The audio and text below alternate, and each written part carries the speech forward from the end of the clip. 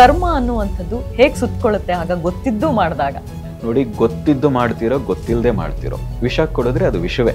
ಲೈಂಗಿಕ ಮನೋಭಾವನೆ ಆಗಿರ್ಬೋದು, ಈ ಕಾಮನೆಗಳಾಗಿರ್ಬೋದು, ಇವೇ ಹೆಚ್ಚಾಗಿ ಕಾಡುತ್ತೆ. ನೋಡಿ, ನಾನು ಪ್ರಾರಂಭದಲ್ಲೂ ಅದಕ್ಕೆ ಹೇಳಿದೆ, ಮನುಷ್ಯನಾಗಿ ಹುಟ್ಟಿರೋದೇ ಕರ್ಮದ ಕಾರಣದಿಂದಾಗಿ.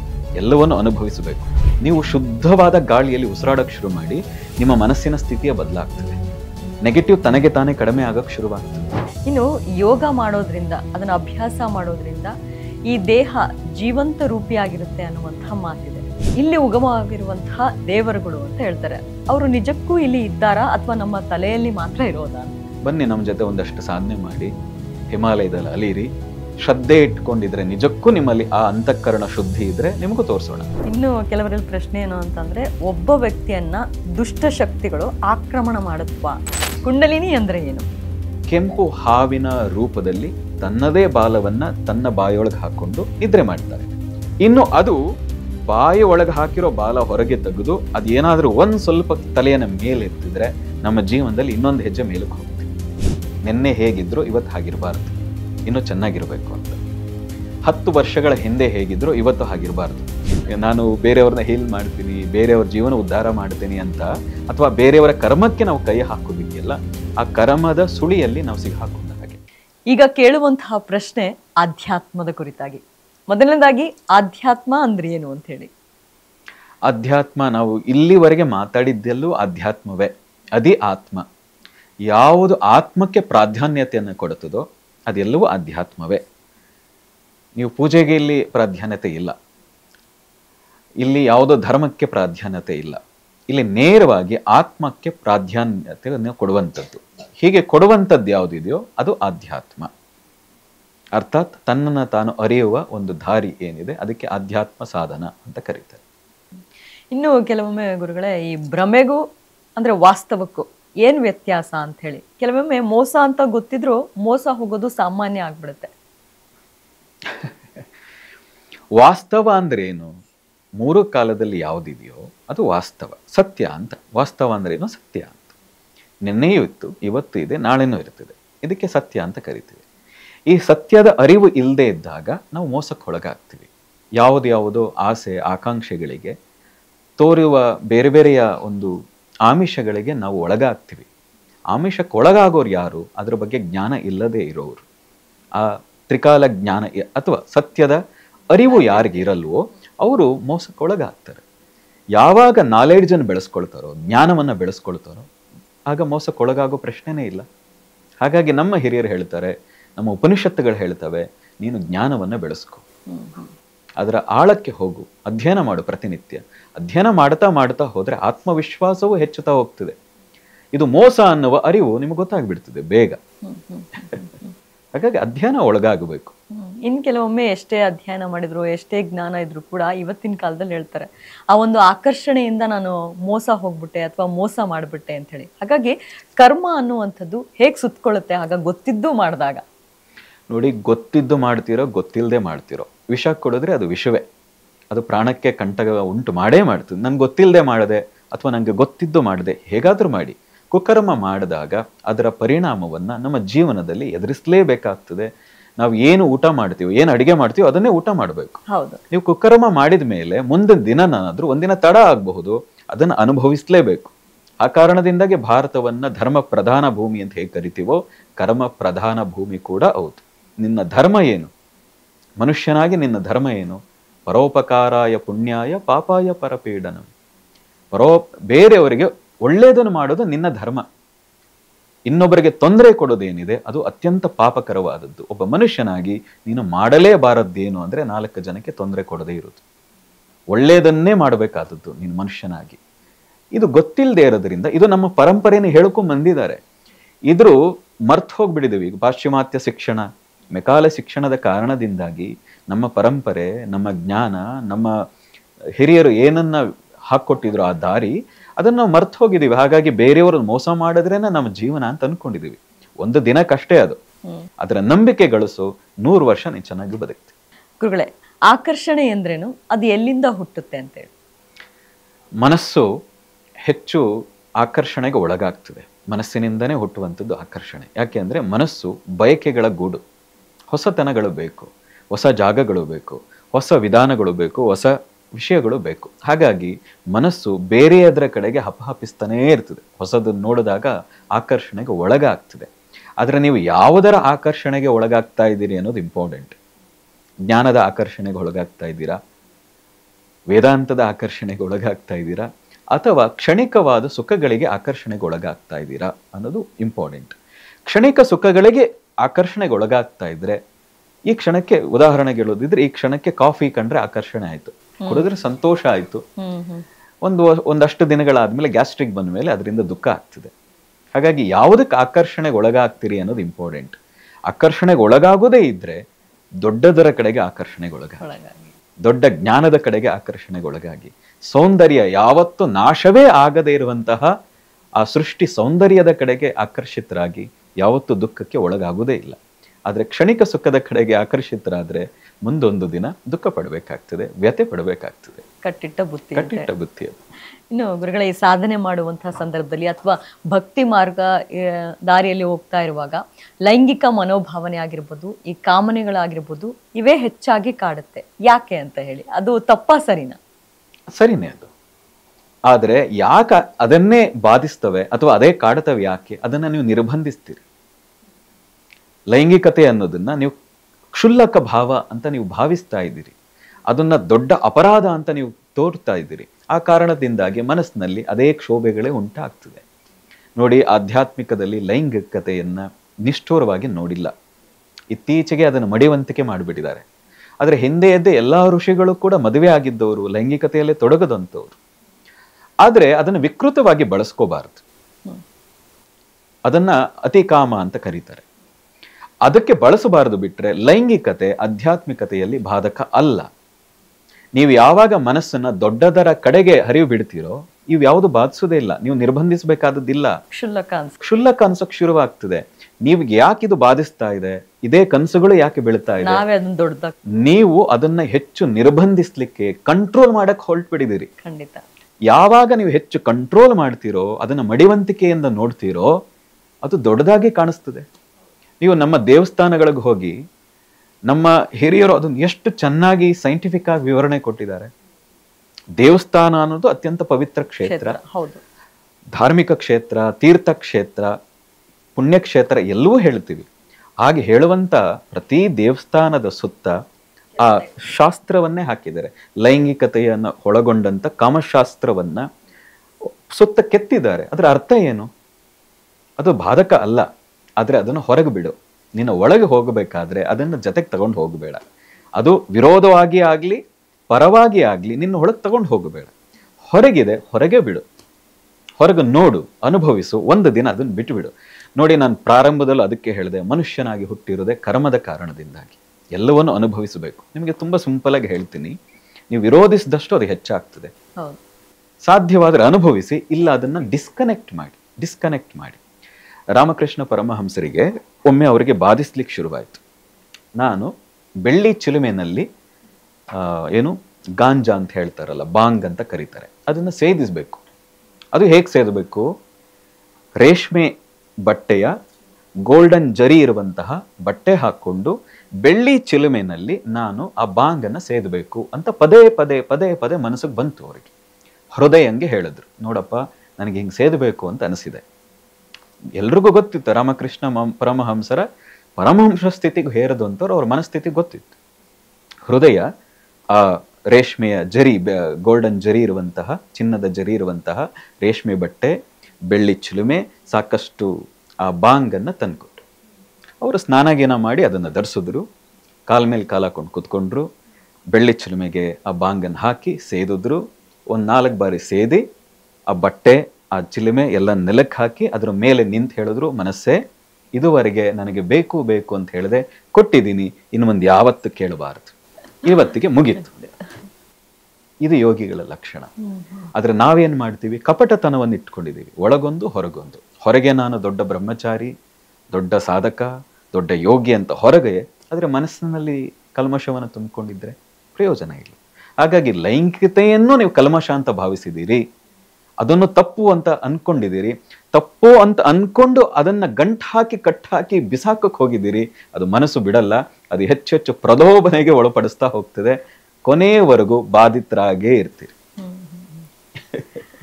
ಬಹಳ ಚೆನ್ನಾಗಿ ತಿಳಿಸ್ಕೊಟ್ರಿ ಗುರುಗಳೇ. ಇನ್ನು ಅರಿಷಡ್ ವರ್ಗಗಳ ನಿಯಂತ್ರಣ ಸುಲಭನ ಕಷ್ಟನ, ಈ ಕಾಲಕ್ಕೆ ಯಾವುದು ಉತ್ತಮ ಅಂತ? ಅಲ್ಲ, ಯಾವುದು ಕಷ್ಟ ಅಲ್ಲ, ನೀವು ಹೇಗೆ ಅದನ್ನು ಬಳಸ್ಕೊಳ್ತೀರಿ. ಅರಿಷಡ್ ವರ್ಗ ಅಂದ್ರೆ ಏನು?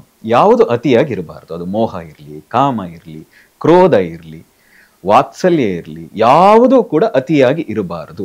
ಮಧ್ಯಮ ಸ್ಥಿತಿಯಲ್ಲಿ ಇರಬೇಕು. ಇರೋವರೆಗೆ ಜೊತೆಲಿ ಇರಬೇಕು. ಬಿಡಬೇಕಾದ್ರೆ ಅದ್ಯಾವುದು ಬಾಧಿಸಬಾರದು ಮನಸ್ಸಿಗೆ. ಅಷ್ಟೇ, ತುಂಬಾ ಸುಲಭವಾದದ್ದು. ನೀವು ಅದನ್ನು ಗಂಟು ಹಾಕೊಂಡಿದ್ದೀರಿ ಅಷ್ಟೇ. ಗಂಟು ಹಾಕೊಂಡಾಗ ಬಾಧಿಸ್ತದೆ. ಬಿಡಬೇಕಾದ್ರೆ ಅದಕ್ಕೆ ಬಹಳ ಸುಲಭವಾಗಿ ಹೇಳೋದೇನು, ಎಲ್ಲ ಹಿರಿಯರು ಹೇಳಿದ್ದಾರೆ ಅದನ್ನ. ನಾವು ಹೇಗಿರಬೇಕು ಅಂದ್ರೆ, ಒಬ್ಬ ಯೋಗಿಯ ಲಕ್ಷಣ ಏನು? ಕಮಲದ ರೀತಿ ಇರಬೇಕು. ಕೆಸರಿನಲ್ಲಿ ಇರುವಂತಹ ಕಮಲದ ರೀತಿ ಇರಬೇಕು. ಇನ್ನು ಸುಲಭವಾಗಿ ಹೇಳೋದಿದ್ರೆ ನೀರಿನ ರೀತಿ ಇರಬೇಕು. ನೀರು ಲೋಟಕ್ಕೆ ಹಾಕಿದಾಗೆ ಲೋಟ, ತಂಬಿಗೆಗೆ ಹಾಕಿದ್ರೆ ತಂಬಿಗೆ, ಎಲ್ಲಿ ಇಡ್ತಿರೋ ಗ್ಲಾಸ್ಗೆ ಹಾಕಿದ್ರೆ ಗ್ಲಾಸ್, ಆಕಾರಕ್ಕೆ ಒಳಗಾಗ್ಬಿಡ್ತದೆ. ನಿಮ್ಮ ಮನಸ್ಸು ಆ ಸ್ಥಿತಿಗಿದ್ರೆ ಅರಿಷಡ್ ವರ್ಗಗಳು ನಿಮ್ಮದ ಬಾಧಿಸೋದೇ ಇಲ್ಲ. ತುಂಬಾ ಸುಲಭವಾದ ವ್ಯಾಖ್ಯಾನ. ಅದನ್ನ ನಾವು ರೂಢಿಸ್ಕೊಳ್ಬೇಕು.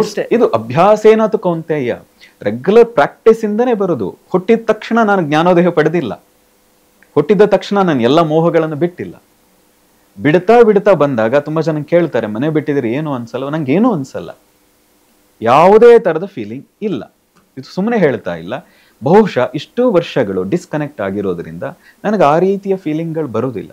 ಅಂದ್ರೆ ಇವರು ನನ್ನ ಅಣ್ಣ, ಇವರು ನನ್ನ ತಮ್ಮ, ಇವರು ನನ್ನವರು, ನನ್ನಮ್ಮ ಅಪ್ಪ, ಹಾಗೇನೂ ಅನ್ಸಲ್ಲ. ಎಲ್ಲರೂ ನನ್ನವರು ಅನ್ನೋ ಫೀಲಿಂಗೇ ಇದೆ. ಕಾರಣ ಏನು? ಅಷ್ಟು 15-25 ವರ್ಷಗಳಿಂದ ಬಿಟ್ಟು ಬಂದಿರೋ ಕಾರಣದಿಂದಾಗಿ ಈಗ ಈ ಹಂತಕ್ಕೆ ಬಂದಿದ್ದೀನಿ. ಮೊದಲೇ ಹಂತ ಆಯ್ತಾ? ಇಲ್ಲ, ಮಧ್ಯ ಮಧ್ಯೆ ಬಾಧಿಸಿದ್ದಿದೆ. ಅಯ್ಯೋ, ನನ್ನವರೆಂದು ಇದ್ದಿದ್ರೆ ಚೆನ್ನಾಗಿತ್ತು, ನನ್ನ ಕಷ್ಟ ಕೇಳೋರಿದ್ರೆ ಚೆನ್ನಾಗಿತ್ತು, ಅಡುಗೆ ಮಾಡೋರಿದ್ರೆ ಚೆನ್ನಾಗಿತ್ತು ಅನ್ಸಿದ್ದಿದೆ. ಮನುಷ್ಯ ನಾವು ಸಹಜವಾಗಿ ಆ ಪ್ರಕ್ರಿಯೆಯಲ್ಲೂ ಬರ್ತದೆ. ಆದರೆ ಸಾಧನೆ ಮಾಡ್ತಾ ಮಾಡ್ತಾ, ಅಭ್ಯಾಸ ಮಾಡ್ತಾ ಮಾಡ್ತಾ, ಅಭ್ಯಾಸೇನತು ಕೌಂತೆಯ, ವೈರಾಗ್ಯ ಅನ್ನೋದು ತನಗೆ ತಾನೇ ಬಂದ್ಬಿಡ್ತದೆ ಅಂತ. ಇನ್ನು ಗುರುಗಳ, ಈ ಪಂಚಭೂತಗಳಂದ್ರೇನು? ಪಂಚಭೂತದಲ್ಲೇ ಆತ್ಮ ಹಾಗೂ ಈ ದೇಹದ ಸೃಷ್ಟಿಯಾಗಿದೆ ಅಂತ ಹೇಳ್ತಾರೆ. ಹಾಗಿದ್ರೆ ಮನುಷ್ಯನ ಕೊನೆ ಸ್ಥಿತಿ ಪಂಚಭೂತಗಳ ರಹಸ್ಯ ತಿಳಿಯೋದೇನಾ? ಪಂಚಭೂತಗಳ ತಿಳುವಳಿಕೆಗೆ ನಾವು ಮುಂದಿನ ದಿನ ಇದಕ್ಕೋಸ್ಕರವೇ ಖಂಡಿತ ಒಂದ್ಸರಿ ಮಾತಾಡಬಹುದು. ಪಂಚಭೂತಗಳ ಸಾಧನ ಅಂತಾನೆ ಒಂದು ವಿಧಾನ ಇದೆ. ಅದು ಯಾಜ್ಞವಲ್ಕ್ಯರು ಅವರ ಜೀವಿತಾವಧಿಯಲ್ಲಿ ಅದನ್ನ ಕೊನೆಯ ಹಂತಗಳಲ್ಲಿ ಅದನ್ನ ಸಾಧನೆಗೆ ಒಳಪಟ್ರು. ಆದ್ರೆ ಇಲ್ಲಿ ಒಂದು ಕ್ಲಿಯರ್ ಏನಂದ್ರೆ, ಆತ್ಮ ಪಂಚಭೂತಗಳಿಂದ ಆಗಿಲ್ಲ, ದೇಹ ಮಾತ್ರವೇ ಪಂಚಭೂತಗಳಿಂದ ಆಗಿರುವಂಥದ್ದು. ಆತ್ಮ ಇದಕ್ಕೂ ಮೀರಿದ ಸ್ಥಿತಿ, ಮೀರಿದ ಅಸ್ತಿತ್ವ. ಅದು ದೇಹ ಮಾತ್ರ ಪಂಚಭೂತಗಳಿಂದಾಗಿದೆ. ಸಾವು ಅಂದ್ರೆ ಅರ್ಥ ಯಾವುದರಿಂದ ಉಂಟಾಗಿದೆಯೋ ಅದಕ್ಕೆ ವಾಪಸ್ ಆಗುವುದು ಅಂತ ಅರ್ಥ. ಈ ದೇಹ ಪಂಚಭೂತಗಳಿಂದಾಗಿದೆ. ಸಾವು ಅಂದ್ರೆ ಪಂಚಭೂತಗಳಲ್ಲಿ ಈ ದೇಹ ಮತ್ತೆ ಲೀನವಾಗೋಗ್ತದೆ, ವಿಲೀನವಾಗಿ ಹೋಗ್ತದೆ. ಹಾಗಾಗಿ ಪಂಚಭೂತಗಳ ಮೇಲೆಯೇ ಅದು ಪಂಚೀಕರಣ ಸಾಧನ, ಈ ರೀತಿಯಾಗಿ ಬೇರೆ ಬೇರೆ ವಿಧಾನಗಳಿದೆ. ಶಂಕರರು ಹೇಳಿದ್ದಾರೆ, ಯಾಜ್ಞವಲ್ಕ್ಯರು ಅದನ್ನ ಹೇಳಿದ್ದಾರೆ. ಮುಂದಿನ ದಿನಗಳಲ್ಲಿ ಖಂಡಿತವಾಗಿ ವಿಶೇಷವಾಗಿ ಅದಕ್ಕೆ ಸಂಬಂಧಪಟ್ಟಂತ ವಿವರವಾಗಿ ಮಾತಾಡೋಣ. ಖಂಡಿತ ಗುರುಗಳೇ. ಇನ್ನು ಮುಕ್ತಿಗೂ ಜೀವನ್ಮುಕ್ತಿಗೂ ಮೋಕ್ಷಕ್ಕೂ ಏನ್ ವ್ಯತ್ಯಾಸ? ಇದರಲ್ಲಿ ಯಾವ್ದು ಸರಿ? ಮೋಕ್ಷ, ಕೈವಲ್ಯ, ಮುಕ್ತಿ ಅನ್ನೋದನ್ನ ಕೆಲವರು ಬೇರೆ ಬೇರೆ ಅಂತ ಹೇಳ್ತಾರೆ. ಆದರೆ ನಮ್ಮ ದೃಷ್ಟಿಯಲ್ಲಿ ಅದು ಒಂದೇ. ಮೋಕ್ಷ, ಕೈವಲ್ಯ, ಪರಮಪದ ಅನ್ನೋದೇನಿದೆ ಅದು ಒಂದೇ. ಆದರೆ ಜೀವನ್ಮುಕ್ತಿಗೂ ಮೋಕ್ಷಕ್ಕೂ ಒಂದು ವ್ಯತ್ಯಾಸ ಇದೆ. ಜೀವನ್ಮುಕ್ತಿ ಅಂದ್ರೆ ಬದುಕಿದ್ದಾಗಲೇ ಆ ಸ್ವತಂತ್ರತೆಯನ್ನ ಗಳಿಸುವಂಥದ್ದು ಜೀವನ್ಮುಕ್ತಿ. ಮೋಕ್ಷ ಅಂತ ಏನು ಕೆಲವರು ಶಾಸ್ತ್ರಗಳಲ್ಲಿ ಅಥವಾ ಕೆಲವರು ಹೇಳುವಂಥದ್ದು ಏನಿದೆ, ಸತ್ತ ಮೇಲೆ ನಾನು ಪಡಿತೀನಿ, ಈ ಲೋಕವನ್ನ ಪಡಿತೀನಿ, ಮೋಕ್ಷ ಪಡಿತೀನಿ ಅಂತ ಹೇಳ್ತಾರೆ. ಅಥವಾ ಇನ್ನು ಮುಂದೆ ನನಗೆ ಜೀವನವೇ ಇಲ್ಲ, ಮತ್ತೆ ಮರುಹುಟ್ಟು ಇಲ್ಲ ಅಂತ ಹೇಳುವಂಥ ಸ್ಥಿತಿ ಏನಿದೆ, ಅದಕ್ಕೆ ಕೈವಲ್ಯ, ಪರಮಪದ, ಮೋಕ್ಷ ಅಂತ ಕರೀತಾರೆ. ಹೀಗೆ ನೀವು ಸತ್ತ ಮೇಲೆ ಪಡೆಯೋದಿದೆಯಲ್ಲ ಅದು ಮೋಕ್ಷ ಅಲ್ಲ, ಬದುಕಿದ್ದಾಗ ಪಡೆಯೋದಿದೆಯಲ್ಲ ಅದು ಮೋಕ್ಷ ಅಂತ ತಿಳಿದಂಥವ್ರು ಹೇಳ್ತಾರೆ. ಅದಕ್ಕೆ ಸಾಕ್ಷಿ ಭಾವದಿಂದ ನೋಡೋದಿದ್ರೆ, ನಮ್ಮ ಸದಾಶಿವ ಬ್ರಹ್ಮೇಂದ್ರರು ಅಂತ ಇದ್ರು, ಅವರನ್ನ ಜೀವನ್ಮುಕ್ತರು ಅಂತ ಕರೀತಾರೆ. ಸ್ವಾಮಿ ಚಂದ್ರಶೇಖರ ಭಾರತಿಗಳು ಅಂತ ಇದ್ರು, ಶೃಂಗೇರಿಯ ಪೀಠಾಧಿಪತಿಗಳಾಗಿದ್ರು, ಅವರನ್ನ ಜೀವನ್ಮುಕ್ತರು ಅಂತ ಕರೀತಾರೆ. ಸ್ವಾಮಿ ನಮ್ಮ ಕಾಂಚಿಯ ಪೀಠಾಧಿಪತಿಗಳಾಗಿದ್ರು, ಅವರು ಕೂಡ ಏನು ಚಂದ್ರಶೇಖರೇಂದ್ರ ಸರಸ್ವತಿ ಅಂತ ಅವರನ್ನು ಕರೀತಾರೆ. ಅವರು ಕೂಡ ಜೀವನ್ಮುಕ್ತರಾಗಿದ್ರು. ನಮ್ಮ ದೇಶದಲ್ಲೇ ನಮ್ಮ ಕಣ್ಣ ಮುಂದೆಯೇ ಈ ರೀತಿಯ ಜೀವನ್ಮುಕ್ತರು ಸಾಕಷ್ಟು ಜನರಿದ್ದಾರೆ. ಅಂದ್ರೆ ಬದುಕಿರ್ತಾರೆ, ಎಲ್ಲರ ರೀತಿಯಲ್ಲೇ ಇರ್ತಾರೆ. ಆದರೆ ಅವರು ಯಾವುದಕ್ಕೂ ಅಂಟುಕೊಳ್ಳದೆ ಮನಸ್ಸು ಆ ಉನ್ನತ ಭಾವಸ್ಥಿತಿಯನ್ನು ಹೊಂದಿರ್ತಾರೆ. ಅದಕ್ಕೆ ಜೀವನ್ಮುಕ್ತ ಸ್ಥಿತಿ ಅಂತ ಕರೀತಾರೆ. ಅವರು ದೇಹಕ್ಕೆ ಸಂಬಂಧಪಟ್ಟಿಲ್ಲದ ದೇಹದಲ್ಲಿ ಇರ್ತಾರೆ, ಆದರೆ ಸಂಬಂಧಪಟ್ಟಿರಲ್ಲ, ಜೀವನ ಮಾಡ್ತಾ ಇರ್ತಾರೆ. ಆ ಸ್ಥಿತಿಯಲ್ಲಿ ಇರೋರಿಗೆ ಜೀವನ್ಮುಕ್ತರು. ರಮಣ ಮಹರ್ಷಿ ಕೂಡ ಜೀವನ್ಮುಕ್ತರೆ. ಹಾಗೆ ತುಂಬಾ ನೂರಾರು ಜನ ಜೀವನ್ಮುಕ್ತರು ಇದ್ದಾರೆ. ಅಂದ್ರೆ ಅರ್ಥ ಏನು ಅಂದ್ರೆ ಬದುಕಿದ್ದಾಗ್ಲೇ ಪಡಿಬೇಕು ಮೋಕ್ಷವನ್ನ, ಮುಕ್ತಿಯನ್ನ. ಸತ್ ಮೇಲಲ್ಲ. ಸತ್ ಮೇಲೆ ಏನಾಗ್ತಾರೆ ಅಂತ ಯಾರಿಗ್ ಗೊತ್ತು? ಹಾಗಾಗಿ ಬದುಕಿದ್ದಾಗ್ಲೇ ಪಡಿ ಅಂತ ಹೇಳ್ತಾರೆ. ಆ ಒಂದು ದೃಷ್ಟಿಕೋನ ಬಹಳ ಚೆನ್ನಾಗಿದೆ. ಆ ರೀತಿಯಲ್ಲಿ ಖಂಡಿತ. ಮತ್ತು ಪ್ರತಿಯೊಬ್ರು ಹಾಗೆ ಬದುಕಬೇಕು ಅಂತ, ಆ ಪರಮ ಆನಂದದವನ್ನ ಅನುಭವಿಸ್ಬೋದು. ಆಗ ಬದುಕಿದ್ದಾಗ್ಲೇ ಆ ಜೀವನ್ಮುಕ್ತಿ ಸ್ಥಿತಿಯನ್ನ ಪಡಿಲಿಕ್ಕೆ ಅಭ್ಯಾಸದಿಂದನೇ ಸಾಧ್ಯ. ಅದು ಪಡಿಲಿಕ್ಕೆ ಸಾಧ್ಯವಾದ್ರೆ ಖಂಡಿತವಾಗಿ ಜೀವನದಲ್ಲಿ ಇನ್ಯಾವ ಕಿಕ್ಕು ಇಲ್ಲ ಅಂತ. ಇನ್ನು ಗುರುಗಳೇ, ದೃಷ್ಟಿಕೋನ ಅಂದ್ರೆ ಎಲ್ಲಾ ಜೀವಿಗಳ ಕಣ್ಣಿಗೆ ಸಂಬಂಧಿಸಿದ ಅಥವಾ ಮನುಷ್ಯನಿಗೆ ಮಾತ್ರನಾ? ಇಲ್ಲ, ಎಲ್ಲಾ ದೃಷ್ಟಿಕೋನ ಅನ್ನೋದು ಎಲ್ಲ ಪ್ರಾಣಿಗಳಿಗೂ ಇದೆ. ಅದರದೇ ದೃಷ್ಟಿಕೋನದಲ್ಲಿ ಇರ್ತವೆ, ಆದ್ರೆ ನಮಗ್ ಗೊತ್ತಿರಲ್ಲ ಅಷ್ಟೇ. ಪ್ರತಿಯೊಂದಕ್ಕೂ ಭಾಷೆ ಇದೆ. ಈಗ ನಮಗೆ ತಮಿಳು ಬರಲ್ಲ, ಅವರು ಮಾತಾಡಿದ್ರೆ ಇದ್ಯಾವುದೋ ಬೇರೆ ಶಬ್ದ ಅನ್ಸಕ್ ಶುರುವಾಗ್ತದಲ್ವಾ? ಯಾಕೆ? ನಮಗದು ಗೊತ್ತಿಲ್ಲ. ಹಾಗೆ ಪ್ರಾಣಿಗಳಿಗೂ ಒಂದು ದೃಷ್ಟಿ ಇದೆ. ನೋಡ್ಲಿಕ್ಕೆ ನಮಗ್ ಗೊತ್ತಿಲ್ಲದೆ ಇರೋದ್ರಿಂದ ಅದ್ರ ದೃಷ್ಟಿ ಇಲ್ಲ. ಮನುಷ್ಯನಿಗೆ ಮಾತ್ರ ದೃಷ್ಟಿಕೋನ ಅನ್ನೋದಿದೆ ಅಂತ ಭಾವಿಸ್ತೀವಿ. ಪ್ರತಿಯೊಂದು ಚರಾಚರ ವಸ್ತುಗಳಲ್ಲೂ ಅದರದೇ ಆದಂತಹ, ವಿಶೇಷವಾಗಿ ಎಲ್ಲಾ ಪ್ರಾಣಿಗಳಲ್ಲೂ ಒಂದು ಅವರದೇ ಆದಂತ ದೃಷ್ಟಿಕೋನ ಖಂಡಿತ ಇದೆ. ಇನ್ನು ಈ ಒಂದು ಪ್ರಕೃತಿಗೆ ಮತ್ತೆ ಮಾನವನಿಗೆ ಏನ್ ಸಂಬಂಧ? ನಮ್ಮನ್ನ ಕಂಟ್ರೋಲ್ ಮಾಡ್ತಿರುವ ಆ ಶಕ್ತಿಗೆ ಪ್ರತಿಯೊಬ್ಬರ ಭಾವನೆ ಹೇಗೆ ಅರ್ಥ ಆಗುತ್ತೆ? ನೋಡಿ, ಪ್ರಕೃತಿ ನಮ್ಮನ್ನು ಕಂಟ್ರೋಲ್ ಮಾಡ್ತಾ ಇಲ್ಲ. ಮನುಷ್ಯ ಅದೊಂದು ಭ್ರಮೆನಲ್ಲಿದ್ದಾನೆ. ಪ್ರಕೃತಿ ನಮಗೆ ಸ್ವತಂತ್ರವನ್ನ ಕೊಟ್ಟಿದೆ, ಆದ್ರೆ ನಾವು ಅದನ್ನ ದುರುಪಯೋಗ ಮಾಡ್ಕೊಳ್ತಾ ಇದ್ದೀವಿ ಬಿಟ್ಟು ಪ್ರಕೃತಿ ನಮ್ಮನ್ನ ಕಂಟ್ರೋಲ್ ಮಾಡ್ತಾ ಇಲ್ಲ. ಸ್ವತಂತ್ರ ಕೊಟ್ಟು ನಾವು ಅಪರಾಧಗಳು ಜಾಸ್ತಿ ಮಾಡಿದಾಗ, ಪ್ರಕೃತಿಯ ಮೇಲೆ ವಿಕೃತಿಯನ್ನ ನಾವು ಜಾಸ್ತಿ ಮೆರೆದಾಗ ಅದು ತನ್ನದೇ ಆದಂತ ರೌದ್ರಾವತಾರವನ್ನ ತೋರಿಸ್ತದೆ ಬಿಟ್ಟು ಪ್ರಕೃತಿ ಯಾವ ಮನುಷ್ಯನ ಮೇಲೂ ಸವಾರಿಯನ್ನ ಮಾಡ್ತಾ ಇಲ್ಲ, ಕಂಟ್ರೋಲ್ ಅನ್ನ ಮಾಡ್ತಾ ಇಲ್ಲ. ಆದ್ರೆ ಪ್ರಕೃತಿಯ ಜೊತೆ ಹೇಗೆ ಪ್ರಾಣಿಗಳು ಒಂದು ಬಾಂಧವ್ಯವನ್ನ ಇಟ್ಕೊಂಡಿದೆಯೋ, ಹಾಗೆ ಮನುಷ್ಯ ಕೂಡ ವಿಕೃತಿಯನ್ನ ತೋರದೆ ಪ್ರಕೃತಿಯ ಜೊತೆ ಒಂದು ಬಾಂಧವ್ಯವನ್ನ, ಸುಮಧುರತೆಯನ್ನ ಇಟ್ಕೊಂಡ್ರೆ ರಹಸ್ಯಗಳು ಗೊತ್ತಾಗ್ತವೆ. ತನ್ನ ಜೀವನವನ್ನು ಇನ್ನೂ ಸುಂದರವಾಗಿ ಇಟ್ಕೋಬಹುದು. ನಮ್ಮ ಹಿರಿಯರು ಅದಕ್ಕೋಸ್ಕರವಾಗಿಯೇ ಪ್ರತಿ ದೇವಸ್ಥಾನದಲ್ಲೂ ಮರಗಳನ್ನ ನೆಡ್ತಾ ಇದ್ರು, ಪ್ರತಿ ಆಶ್ರಮಗಳಲ್ಲೂ ಪ್ರಾಣಿ ಪಕ್ಷಿಗಳನ್ನ ಸಾಕ್ತಾ ಇದ್ರು. ಅರ್ಥಾತ್ ಅದರ ಜೊತೆಗೆ ಒಂದು ಸಾಮೀಪ್ಯತೆ, ಸಂಬಂಧ, ಸುಮಧುರತೆಯನ್ನ ಬೆಳೆಸ್ಕೊಳ್ಳೋ ಕಾರಣದಿಂದಾಗಿ. ಆದ್ರೆ ಇವತ್ತು ನಾವು ವೈಜ್ಞಾನಿಕವಾಗಿ ತುಂಬಾ ನಾಗರಿಕರಾಗಿದ್ದೀವಿ ಅನ್ನೋ ಭ್ರಮೆನಲ್ಲಿ ಪ್ರಕೃತಿಯ ಮೇಲೆ ನಾವು ವಿಕೃತಿಯನ್ನ ಮೆರಿತಾ ಇದ್ದೀವಿ. ಅದರ ಕಾರಣದಿಂದಾಗಿ ಇವತ್ತು ಗ್ಲೋಬಲ್ ವಾರ್ಮಿಂಗ್ ಇರ್ಬೋದು, ಬೇರೆ ಬೇರೆ ತರದ ಕಾರಣದಿಂದಾಗಿ ಮನುಷ್ಯನೇ ಅದಕ್ಕೆ ಸಫರ್ ಪಡ್ತಾ ಇದ್ದಾನೆ. ಹಾಗಾಗಿ ಮನುಷ್ಯ ಮಾಡಿದ್ದು ಮನುಷ್ಯನೇ ಅನುಭವಿಸ್ಲೇಬೇಕು. ತುಂಬಾ ಜನ ಹೇಳ್ತಾರೆ, ಈ ಕಾಯಿಲೆ ಬಂದ್ಬಿಡ್ತಲ್ಲ, ಕೋವಿಡ್ ಬಂತಲ್ಲ, ನಾವು ಏನ್ ತಪ್ಪು ಮಾಡಿದ್ವು? ಅರೆ, ನಾವು ತಪ್ಪು ಮಾಡಿದ್ರೆ ಇನ್ಯಾರು ಮಾಡಿದ್ರು? ದೇವರಿದ್ದ ಕಾಪಾಡಬಹುದಾಗಿತ್ತಲ್ಲ. ನೀನ್ ಮಾಡಿದ ಕರ್ಮಕ್ಕೆ ನಿಯತಿ ಅಂತ ಏನ್ ಕರೀತಾರೆ, ಅದಕ್ಕೆ ಭಗವಂತ ಕೂಡ ಕೈ ಹಾಕಲ್ಲ. ನೀನು ಮಾಡಿದ ತಪ್ಪಿನ ಕಾರಣದಿಂದಾಗಿ, ಪ್ರಕೃತಿಯ ಮೇಲೆ ನೀನು ಮಾಡಿದ ಗದಾ ಪ್ರಹಾರದ ಕಾರಣದಿಂದಾಗಿ ಇಷ್ಟೊಂದು ಕಾಯಿಲೆಗಳು ಸೃಷ್ಟಿಯಾಗಿದೆ. ನೀನೇ ಅನುಭವಿಸ್ಬೇಕು. ಅದು ಸರಿ ಆಗ್ಬೇಕಾ? ಪ್ರಕೃತಿಯ ಜೊತೆ ಒಂದು ಸುಮಧುರವಾದ ಸಂಬಂಧವನ್ನು ಇಟ್ಕೋ, ಪ್ರೀತಿಯಿಂದ ಅದರ ಜೊತೆಗಿರು. ನೀವು ಮರಗಳ ಜೊತೆ ನಿರಂತರವಾಗಿ ಆಗಾಗ ಹೋಗಿ ಮಾತಾಡಿಸ್ತಾ ಹೋಗಿ, ನೀವು ಬೇರೆ ಮರಗಳ ಗಿಡಗಳ ಜೊತೆಗೆ ಹೋದಾಗ್ಲೂ ಅದು ಸುಮಧುರವಾಗಿ ಒಂದು ರೀತಿಯ ಕನೆಕ್ಟ್ ಆಗಕ್ಕೆ ಶುರುವಾಗ್ಬಿಡ್ತದೆ. ನಾವು ತುಂಬಾ ಸರಿ ಪ್ರಯೋಗಗಳು ಮಾಡಿದೀವಿ. ಮನೆ ಹತ್ರ ಇದ್ದಂತ ಗಿಡಗಳಿಗೆ ತುಂಬಾ ಸುಮಧುರವಾಗಿ ಪ್ರೀತಿಯಿಂದ ಮಾತಾಡಿಸಿ ನೀರು ಹಾಕ್ತಾ ಇದ್ರೆ ಒಂದು ಹೂವು ಬಿಡ್ತಾ ಇದ್ದದ್ದು 2 ಹೂ ಬಿಟ್ಟಿದೆ. ತುಂಬಾ ಜನ ನಮ್ಮ ಶಿಷ್ಯಂದಿರೇ ಹೇಳಿದ್ದಾರೆ, ನೀವು ಹೇಳ್ತಾ ಇದ್ರಿ ಗುರುಗಳೇ, ನೀವು ಇದನ್ನು ಧ್ಯಾನ ಅಂತ ಮಾಡು. ಧ್ಯಾನ ಅಂದ್ರೆ ಕಣ್ಣು ಮುಚ್ಚೋದು ಅಷ್ಟೇ ಅಲ್ಲಪ್ಪ, ಕಾನ್ಶಿಯಸ್ಲಿ ಅರಿವಿನಿಂದ ಏನೇನ್ ಮಾಡ್ತೀವಿ ಅದೆಲ್ಲವೂ ಧ್ಯಾನ. ಹಾಗಾಗಿ ಕಸ ಗುಡಿಸ್ತಾ ಇದ್ರು, ಗಿಡಗಳಿಗೆ ನೀರು ಹಾಕ್ತಾ ಇದ್ರು, ಅಷ್ಟೇ ಧ್ಯಾನಸ್ಥ ಸ್ಥಿತಿಯಿಂದ ಪ್ರೀತಿಯಿಂದ ಅದಕ್ಕೆ ಸವರು, ಮಾತಾಡು, ನೀರನ್ನು ಹಾಕು, ಗೊಬ್ಬರ ಹಾಕು, ಅದು ಸ್ಪಂದನೆ ನೋಡು ಅಂತ ಅವರೇ ಹೇಳ್ತಾರೆ. ಮೊದಲು ಇದ್ದದ್ದಕ್ಕೂ ಇವತ್ತಿಗೂ ಆ ಗಿಡಗಳು ನಳನಳಿಸ್ತಾ ಇದೆ, ಫಲವನ್ನ ಜಾಸ್ತಿ ಕೊಡ್ತಾ ಇದೆ.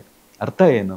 ನೀವು ಎಷ್ಟು ಚೆನ್ನಾಗಿ ಸ್ಪಂದಿಸ್ತೀರೋ ಅದು ಸ್ಪಂದಿಸಕ್ಕೆ ಶುರು ಆಗ್ತದೆ. ಅದನ್ನ ಜಗದೀಶ್ ಚಂದ್ರ ಬೋಸ್ ಅವರು ಕೂಡ ಪ್ರಾತ್ಯಕ್ಷಿಕೆ ರೂಪದಲ್ಲಿ ಸೈಂಟಿಫಿಕಲಿ ಕೂಡ ಅದನ್ನು ಪ್ರೂವ್ ಮಾಡಿ ಕೊಟ್ಟಿದ್ದಾರೆ. ನೋಡಿ, ಬಹಳ ಚೆನ್ನಾಗಿ ಹೇಳಿದ್ರಿ. ಮುಂದಿನ ಪ್ರಶ್ನೆ ಅದೇ ಇತ್ತು. ಸಾಕಷ್ಟು ಜನ ಈ ಸಾಧನೆ ಮಾಡ್ಬೇಕಂತಿರೋರು ಹಿಮಚ್ಛಾದಿತ ಪ್ರದೇಶಗಳಿಗೆ, ಗಿರಿಶಿಖರಗಳಿರುತ್ತೆ, ಈ ಕಾಡು ಮೇಡುಗಳಿಗೆ ಹೋಗ್ತಾರೆ. ಅಲ್ಲಿ ಬೇಗ ಆಗ್ಬಿಡುತ್ತೆ ಅಂತನೋ ಅಥವಾ ಯಾವ ಜನರ ಒಂದು ಸಂಪರ್ಕ ಇರೋದಿಲ್ಲ ಅಂತನೋ, ಯಾಕೆ ಅಂತ ಹೇಳಿ? ಒಂದು ಸಾಧನೆಗೆ ಬೇಕಾದದ್ದು ಒಂದು ಎನರ್ಜಿ, ಒಂದು ಫ್ರೀಕ್ವೆನ್ಸಿ ಅಂತ ಇವತ್ತಿನ ಭಾಷೆನಲ್ಲಿ ಹೇಳಬಹುದು. ನೀವು ಹಿಮಾಲಯಕ್ಕೆ ಹೋದ್ರೆ, ಎತ್ತರದ ಪ್ರದೇಶಗಳಿಗೆ ಹೋದ್ರೆ ಅಲ್ಲಿ ಪರಿಶುದ್ಧವಾದ ವಾತಾವರಣ ಇರ್ತದೆ. ಕಾಡಿರ್ಬೋದು, ಹಿಮಾಲಯ ಇರ್ಬೋದು. ಇಲ್ಲಿಯ ರೀತಿಯ ಗಾಳಿಯಲ್ಲಿ ದೋಷ ಇರಲ್ಲ. ನೀವು ಶುದ್ಧವಾದ ಗಾಳಿಯಲ್ಲಿ ಉಸಿರಾಡಕ್ಕೆ ಶುರು ಮಾಡಿ ನಿಮ್ಮ ಮನಸ್ಸಿನ ಸ್ಥಿತಿಯ ಬದಲಾಗ್ತದೆ. ನೆಗೆಟಿವ್ ತನಗೆ ತಾನೇ ಕಡಿಮೆ ಆಗಕ್ಕೆ ಶುರುವಾಗ್ತದೆ. ಒಂದಷ್ಟು ದಿನ ನೀವು ಮಲೆನಾಡಲ್ಲೇ ಇರಕ್ಕೆ ಶುರು ಮಾಡಿದ್ರೆ ನಿಮ್ಮ ಮನಸ್ಸಿನ ಸ್ಥಿತಿಯೇ ಬದಲಾಗಕ್ಕೆ ಶುರುವಾಗ್ಬಿಡ್ತದೆ. ಬಹಳ ಚೆನ್ನಾಗಿ ಹೇಳಿದ್ರಿ. ಪ್ರಕೃತಿ ಜೊತೆಗೆ ಮನುಷ್ಯನ ಸಂಬಂಧ ಯಾವ ರೀತಿ ಪ್ರೀತಿಯಿಂದ ಇದ್ರೆ ಅದೇ ವಾಪಸ್ ದುಪ್ಪಟ್ಟು ಪ್ರೀತಿಯನ್ನ ಕೊಡುತ್ತೆ ಅಂತೇಳಿ. ಹಾಗಾಗಿನೇ ಅನ್ಸುತ್ತೆ ಎಷ್ಟೋ ಜನ ಸಾಧನೆ ಮಾಡೋರು ಈ ಗಿರಿ ಶಿಖರಗಳಿಗಾಗಿರ್ಬೋದು, ಹಿಮಚ್ಛಾದಿತ ಪ್ರದೇಶಗಳಿಗಾಗಿರ್ಬೋದು ಹೋಗ್ತಾರೆ ಅಂತ. ನೋಡಿ, ಒಂದು ಹಿಮಾಲಯದಲ್ಲಿ ಸಾವಿರಾರು ವರ್ಷಗಳಿಂದ ಸಾವಿರಾರು ಜನ ಯೋಗಿಗಳು, ತಪಸ್ವಿಗಳು, ಋಷಿಗಳು ತಪಸ್ಸು ಮಾಡಿದ್ದಾರೆ. ಹೇಗೆ ಒಂದು ದೇವಸ್ಥಾನಕ್ಕೆ ನಿತ್ಯ ಪೂಜೆ ಆಗ್ತಾ ಆಗ್ತಾ ಅಲ್ಲೊಂದು ವಿಶೇಷವಾದ ಚೈತನ್ಯ, ದಿವ್ಯ ಚೈತನ್ಯ ಹೆಚ್ಚಾಗ್ತಾ ಹೋಗ್ತದೋ, ಹಾಗೆ ಹಿಮಾಲಯದಲ್ಲಿ, ಹಿಮಾಲಯ ಅಂದರೆ ಅರ್ಥವೇ ಹಿಮದ ಆಲಯ, ಮೊದಲೇ ಅದು ದೇವಸ್ಥಾನವೇ. ಮತ್ತು ಶ್ವೇತವರ್ಣವಾದದ್ದ ಶುಭ್ರವಾದಂಥ ದೇವಸ್ಥಾನ ಅದು.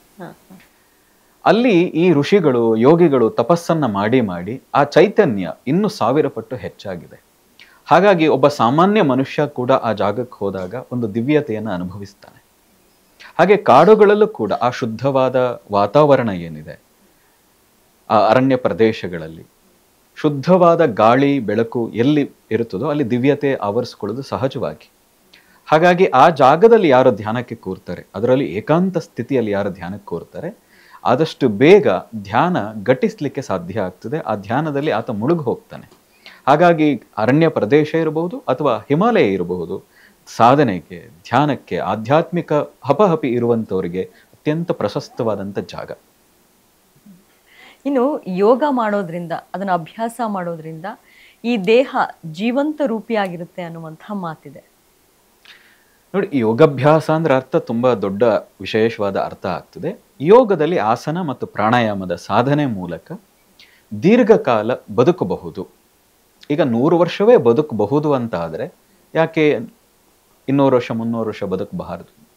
ಆಗಕ್ಕೆ ಸಾಧ್ಯ ಆಗಿಲ್ಲ. 6 ಗಂಟೆ ನಿದ್ದೆ ಮಾಡಿ ಇಡೀ ದಿನ ಅವನು ಆರಾಮವಾಗಿ ಇರಬಹುದಾಗಿದ್ರೆ 4 ಗಂಟೆ ನಿದ್ದೆ ಮಾಡಿ ಕೂಡ ಇನ್ನೂ ಚೆನ್ನಾಗಿ ಇರಬಹುದಲ್ಲ? ಹೌದು. ಅಷ್ಟೇ ಕಡಿಮೆ ಸಮಯದಲ್ಲಿ ಇಡೀ ದಿನ ಚೈತನ್ಯದಿಂದ ಇರಬಹುದು. ಹಾಗೆ 100 ವರ್ಷ ಬದುಕಬಹುದು ಅಂತ ಆದರೆ 150 ವರ್ಷವೂ ಬದುಕಬಹುದು, 200 ವರ್ಷವೂ ಬದುಕಬಹುದು. ಅದಕ್ಕೆ ನಮ್ಮ ನಿದರ್ಶನಗಳೇ ನಮ್ಮ ಕಣ್ಮುಂದೆಯೇ ಇದೆ. ಅದಕ್ಕೇನು ಹಿಮಾಲಯಕ್ಕೆ ಹೋಗಬೇಕು ಅಂತಿಲ್ಲ. ಯಾರ ನಿರಂತರವಾಗಿ ಯೋಗ ಸಾಧನೆ ಅಂದ್ರೇನು, ಮನಸ್ಸನ್ನು ಶುಭ್ರವಾಗಿ ಇಟ್ಕೊಳ್ಳೋದು.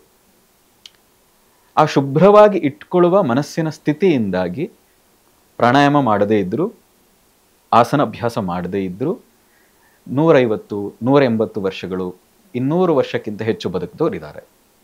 ಅದರ ಜೊತೆಗೆ ಯೋಗಾಭ್ಯಾಸವನ್ನು ಜೋಡಿಸ್ಕೊಂಡ್ರಂತೂ ನರನಾಡಿಗಳಲ್ಲಿ ದಿವ್ಯತೆಯನ್ನು ಉಂಟಾಗ್ತದೆ.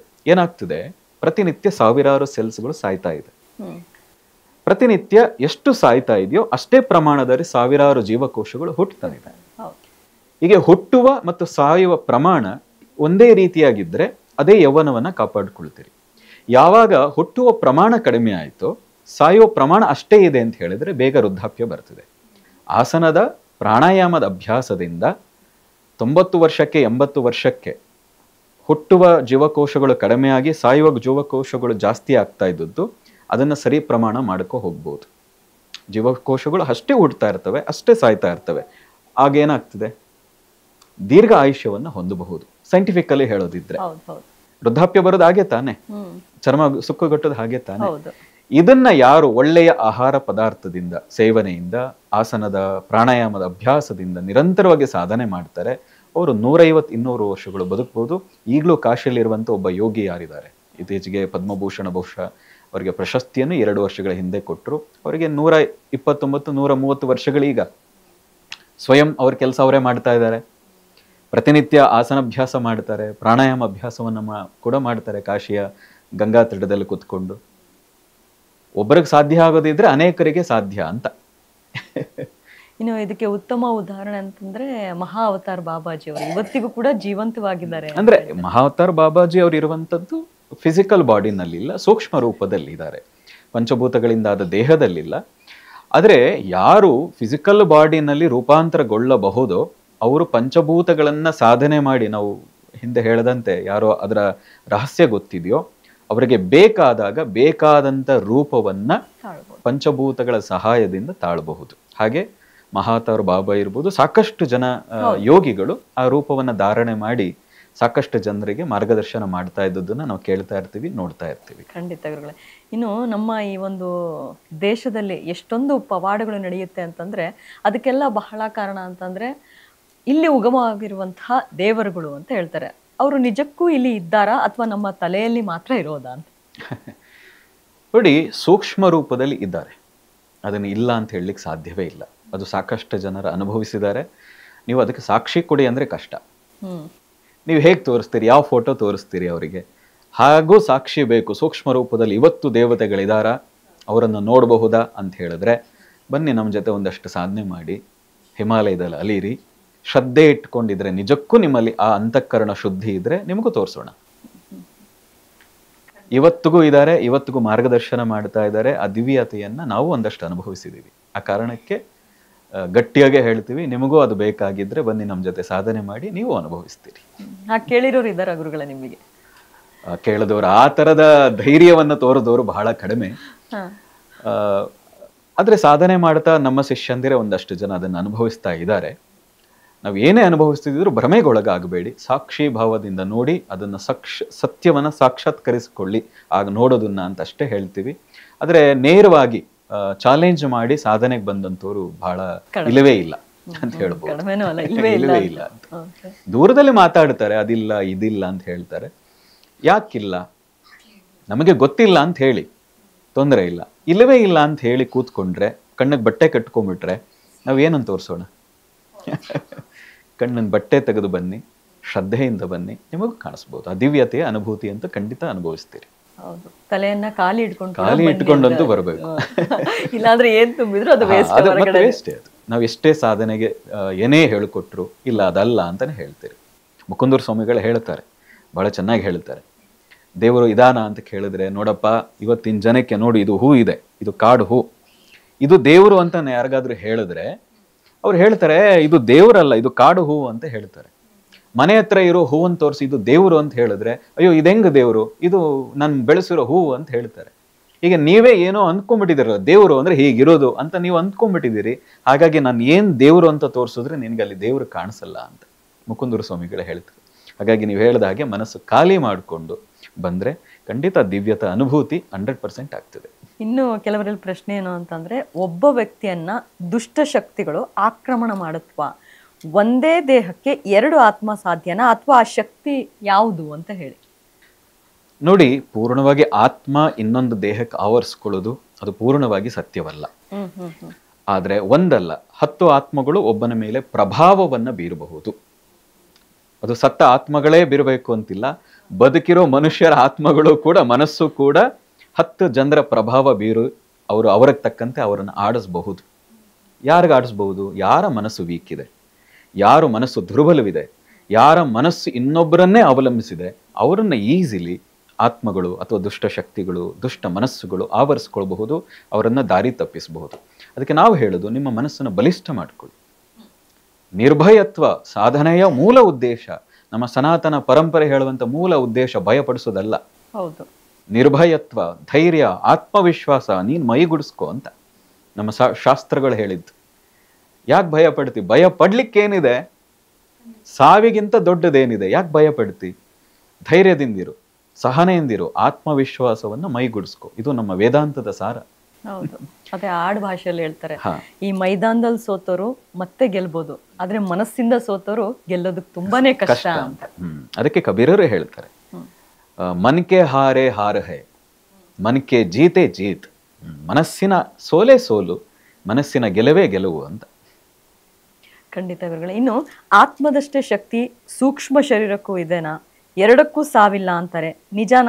ಹಾಗಿದ್ರೆ ಅವೆರಡಕ್ಕೂ ವ್ಯತ್ಯಾಸ ಏನು? ನಾನು ಹಿಂದೆ ಹೇಳಿದಾಗೆ ಮನಸ್ಸಿಗೆ ಯಾವುದೇ ಅದರ ಕಾರ್ಯ ಇಲ್ಲ, ಅದು ತಟಸ್ಥ. ಒಂದು ರೀತಿ ಬ್ಯಾಟ್ರಿ ಹಾಕಿದ ಹಾಗೆ, ಒಂದು ಟಾರ್ಚ್ಗೋ ಅಥವಾ ಯಾವುದೋ ಒಂದು ವಸ್ತುವಿಗೆ ಬ್ಯಾಟ್ರಿ ಹಾಕ್ತೀವಿ, ಇನ್ನು ಉಳಿದ ಕೆಲಸಗಳು ಬ್ಯಾಟ್ರಿ ಒಳಗಿರೋ ಕರೆಂಟಿನಿಂದ ಆಗ್ತಾ ಹೋಗ್ತದಲ್ಲ. ಹಾಗೆ ಆತ್ಮ ಏನನ್ನೂ ಮಾಡಲ್ಲ, ಅದು ತಟಸ್ಥವಾಗಿರುತ್ತದೆ. ಆದರೆ ಆತ್ಮಕ್ಕೆ ಸುತ್ತುವರೆದಿರುವಂಥ ಸೂಕ್ಷ್ಮ ಶರೀರಕ್ಕೆ ಅಂದರೆ ಅರ್ಥ ಮನಸ್ಸಿಗೆ ನಾವು ಏನನ್ನು ಹೋಯಿಸಬಹುದೋ ಅದಕ್ಕೆ 1000 ಪಟ್ಟು ಶಕ್ತಿ ಇದೆ. ಅದು ಒಳ್ಳೇದಾಗಿರ್ಬೋದು, ಒಳ್ಳೇದು ನೀವು ಬಳಸ್ಕೊಳ್ಳೋದ್ರಲ್ಲಿರೋದು. ಒಳ್ಳೇದು ಕೆಟ್ಟದ್ದು ಅಂತ ಏನಿಲ್ಲ, ಎಲ್ಲವೂ ಒಳ್ಳೇದೇ, ಎಲ್ಲವೂ ಕೆಟ್ಟದ್ದೇ. ಅದು ನೀವು ಹೇಗೆ ಬಳಸ್ತೀರಿ, ಯಾವುದಕ್ಕಾಗಿ ಬಳಸ್ತೀರಿ ಅನ್ನೋದ್ರ ಮೇಲೆ ಅದು ನಿರ್ಣಯ ಆಗ್ತದೆ. ಆದರೆ ಮನಸ್ಸಿಗಿರುವಂಥ ಶಕ್ತಿ, ನಾವು ಕಲ್ಪನೆಯನ್ನು ಮಾಡೋಕ್ಕಾಗದೇ ಇರುವಂಥ ಅಪರಿಮಿತವಾದಂಥ ಶಕ್ತಿ ಮನಸ್ಸಿಗಿದೆ. ಅದನ್ನು ಬಳಸ್ಕೊಳ್ಳೋದು ಗೊತ್ತಾದರೆ ನೀವು ಊಹೆ ಮಾಡ್ಲಿಕ್ಕೆ ಸಾಧ್ಯ ಆಗದೇ ಇದ್ದದ್ದನ್ನು ಸಾಧಿಸಬಹುದು. ಅದು ನಮಗೆ ಗೊತ್ತಿಲ್ಲ, ಅದು ಬಳಸ್ಕೊಂಡು ಗೊತ್ತಿಲ್ಲ ಮನಸ್ಸಿನ ಶಕ್ತಿಯನ್ನು. ಹಾಗಾಗಿ ನಾವು ಸೀಮಿತ ಪರಿಧಿಯಲ್ಲಿ ಶಕ್ತಿಯನ್ನು ಬಳಸ್ಕೊಂಡು ಬದುಕ್ತಾ ಇದ್ದೀವಿ. ಸಾಧನೆ ಮಾಡ್ತಾ ಹೋದಂತೆ ನಿಮ್ಮ ಅಪರಿಮಿತ ಶಕ್ತಿಯ ಅರಿವು ನಿಮಗಾಗಕ್ಕೆ ಶುರುವಾಗ್ತದೆ. ಖಂಡಿತ ಅಗಾಧವಾಗಿರುವಂತಹ ಶಕ್ತಿಯನ್ನ ಅರಿಯುವಲ್ಲೇ ನಾವು ಎಡುತ್ತಾ ಇದ್ದೀವಿ, ಅಥವಾ ಅದ್ರ ಕಡೆಗೆ ಹೋಗ್ತಾನೆ ಇಲ್ಲ. ಮತ್ತು ಅದು ನಂಬೋದೇ ಇಲ್ಲ, ನನ್ನಲ್ಲಿ ಇಂತಹ ಅಪರಿಮಿತವಾದ ಶಕ್ತಿ ಇದೆ ಅನ್ನೋದನ್ನ ಸಾಕಷ್ಟು ಜನ ನಂಬುವುದೇ ಇಲ್ಲ, ಸಾಧ್ಯವೇ ಇಲ್ಲ ಅಂತ ಹೇಳ್ತಾರೆ. ಅದರಲ್ಲೂ ಇವತ್ತಿನ ವಿದ್ಯಾರ್ಥಿಗಳಿಗೆ ಬಹಳಷ್ಟು ಈ ಒಂದು ಅವೇರ್ನೆಸ್ ಕ್ರಿಯೇಟ್ ಆಗಬೇಕಾಗಿದೆ ಗುರುಗಳು. ಇದ್ರ ಬಗ್ಗೆ ಏನು ಹೇಳ್ತೀರಾ? ಖಂಡಿತ. ಏನಂದರೆ ನಮ್ಮ ಶಾಸ್ತ್ರ, ನಮ್ಮ ಸಂಪ್ರದಾಯ, ನಮ್ಮ ಆಚರಣೆಗಳೇನಿದೆ, ನಮ್ಮ ಮನಸ್ಸಿಗೆ ಕೊಡುವಂಥ ಸಂಸ್ಕಾರಗಳು ಯಾವುದೂ ಇಲ್ಲಿ ಮೂಢತನ ಇಲ್ಲ. ನಮ್ಮ ಭಾರತೀಯ ಪರಂಪರೆ, ಸನಾತನ ಪರಂಪರೆಯಲ್ಲಿ ಮನಸ್ಸಿನ ಉನ್ನತಿಗೆ, ಆತ್ಮದ ಉನ್ನತಿಗೆ, ದೇಹದ ಆರೋಗ್ಯಕ್ಕೆ ಏನೇನು ಬೇಕೋ ಆ ಆಚರಣೆಗಳನ್ನೇ ನಮ್ಮ ಹಿರಿಯರು ಮಾಡ್ಕೊಂಡು ಬಂದಿದ್ದಾರೆ. ಆದರೆ ನಾವು ಅತಿ ಬುದ್ಧಿವಂತರಾಗಿ, ನಾವು ತುಂಬ ಓದ್ಕೊಂಡಿದ್ದೀವಿ ಅಂತ ಅನ್ನೋ ಭ್ರಮೆನಲ್ಲಿ ಆ ಎಲ್ಲವನ್ನು ಮೂಢನಂಬಿಕೆ ಅಂತ ದೂರ ತಳ್ಳದ ಪರಿಣಾಮ ಇವತ್ತು ಮನಸ್ಸು ವಿಕಸಿತವಾಗ್ತಾ ಇಲ್ಲ, ಕುಬ್ಜವಾಗ್ತಾ ಇದೆ.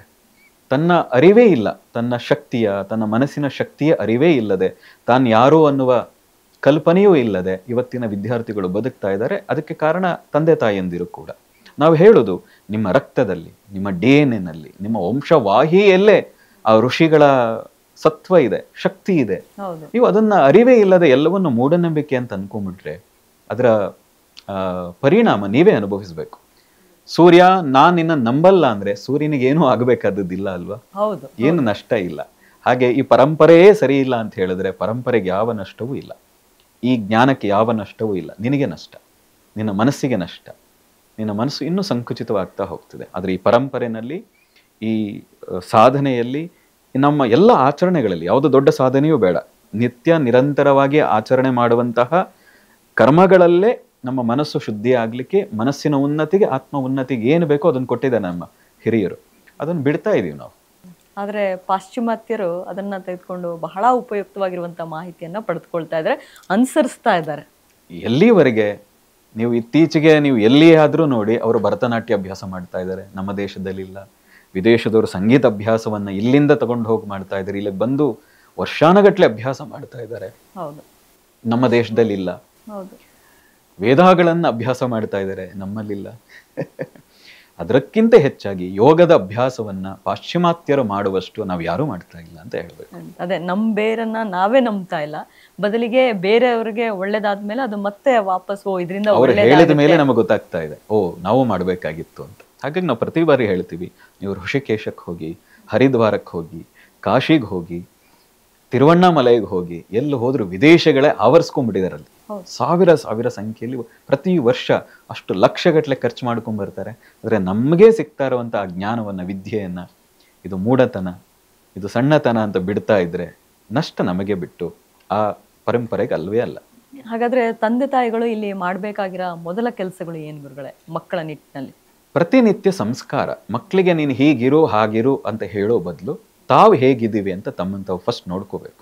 ನಾವು ಹಾಗಿದ್ದೀವ, ಮಕ್ಕಳಿಗೆ ಹೇಳೋ ರೀತಿಯಾಗಿದ್ದೀವ, ಒಂದಷ್ಟಾದ್ರೂ ಆಚರಣೆಗಳನ್ನು ನಾವು ನಮ್ಮ ಪರಂಪರೆಯಿಂದ ಬಂದದ್ದನ್ನು ಕಡಿಮೆ ಪ್ರಮಾಣದಲ್ಲಾದರೂ ಬಳಸ್ಕೊಳ್ತಾ ಇದ್ದೀವ, ನಮ್ಮ ಗುರು ಹಿರಿಯರಿಗೆ ಗೌರವ ಕೊಡ್ತಾ ಇದ್ದೀವ.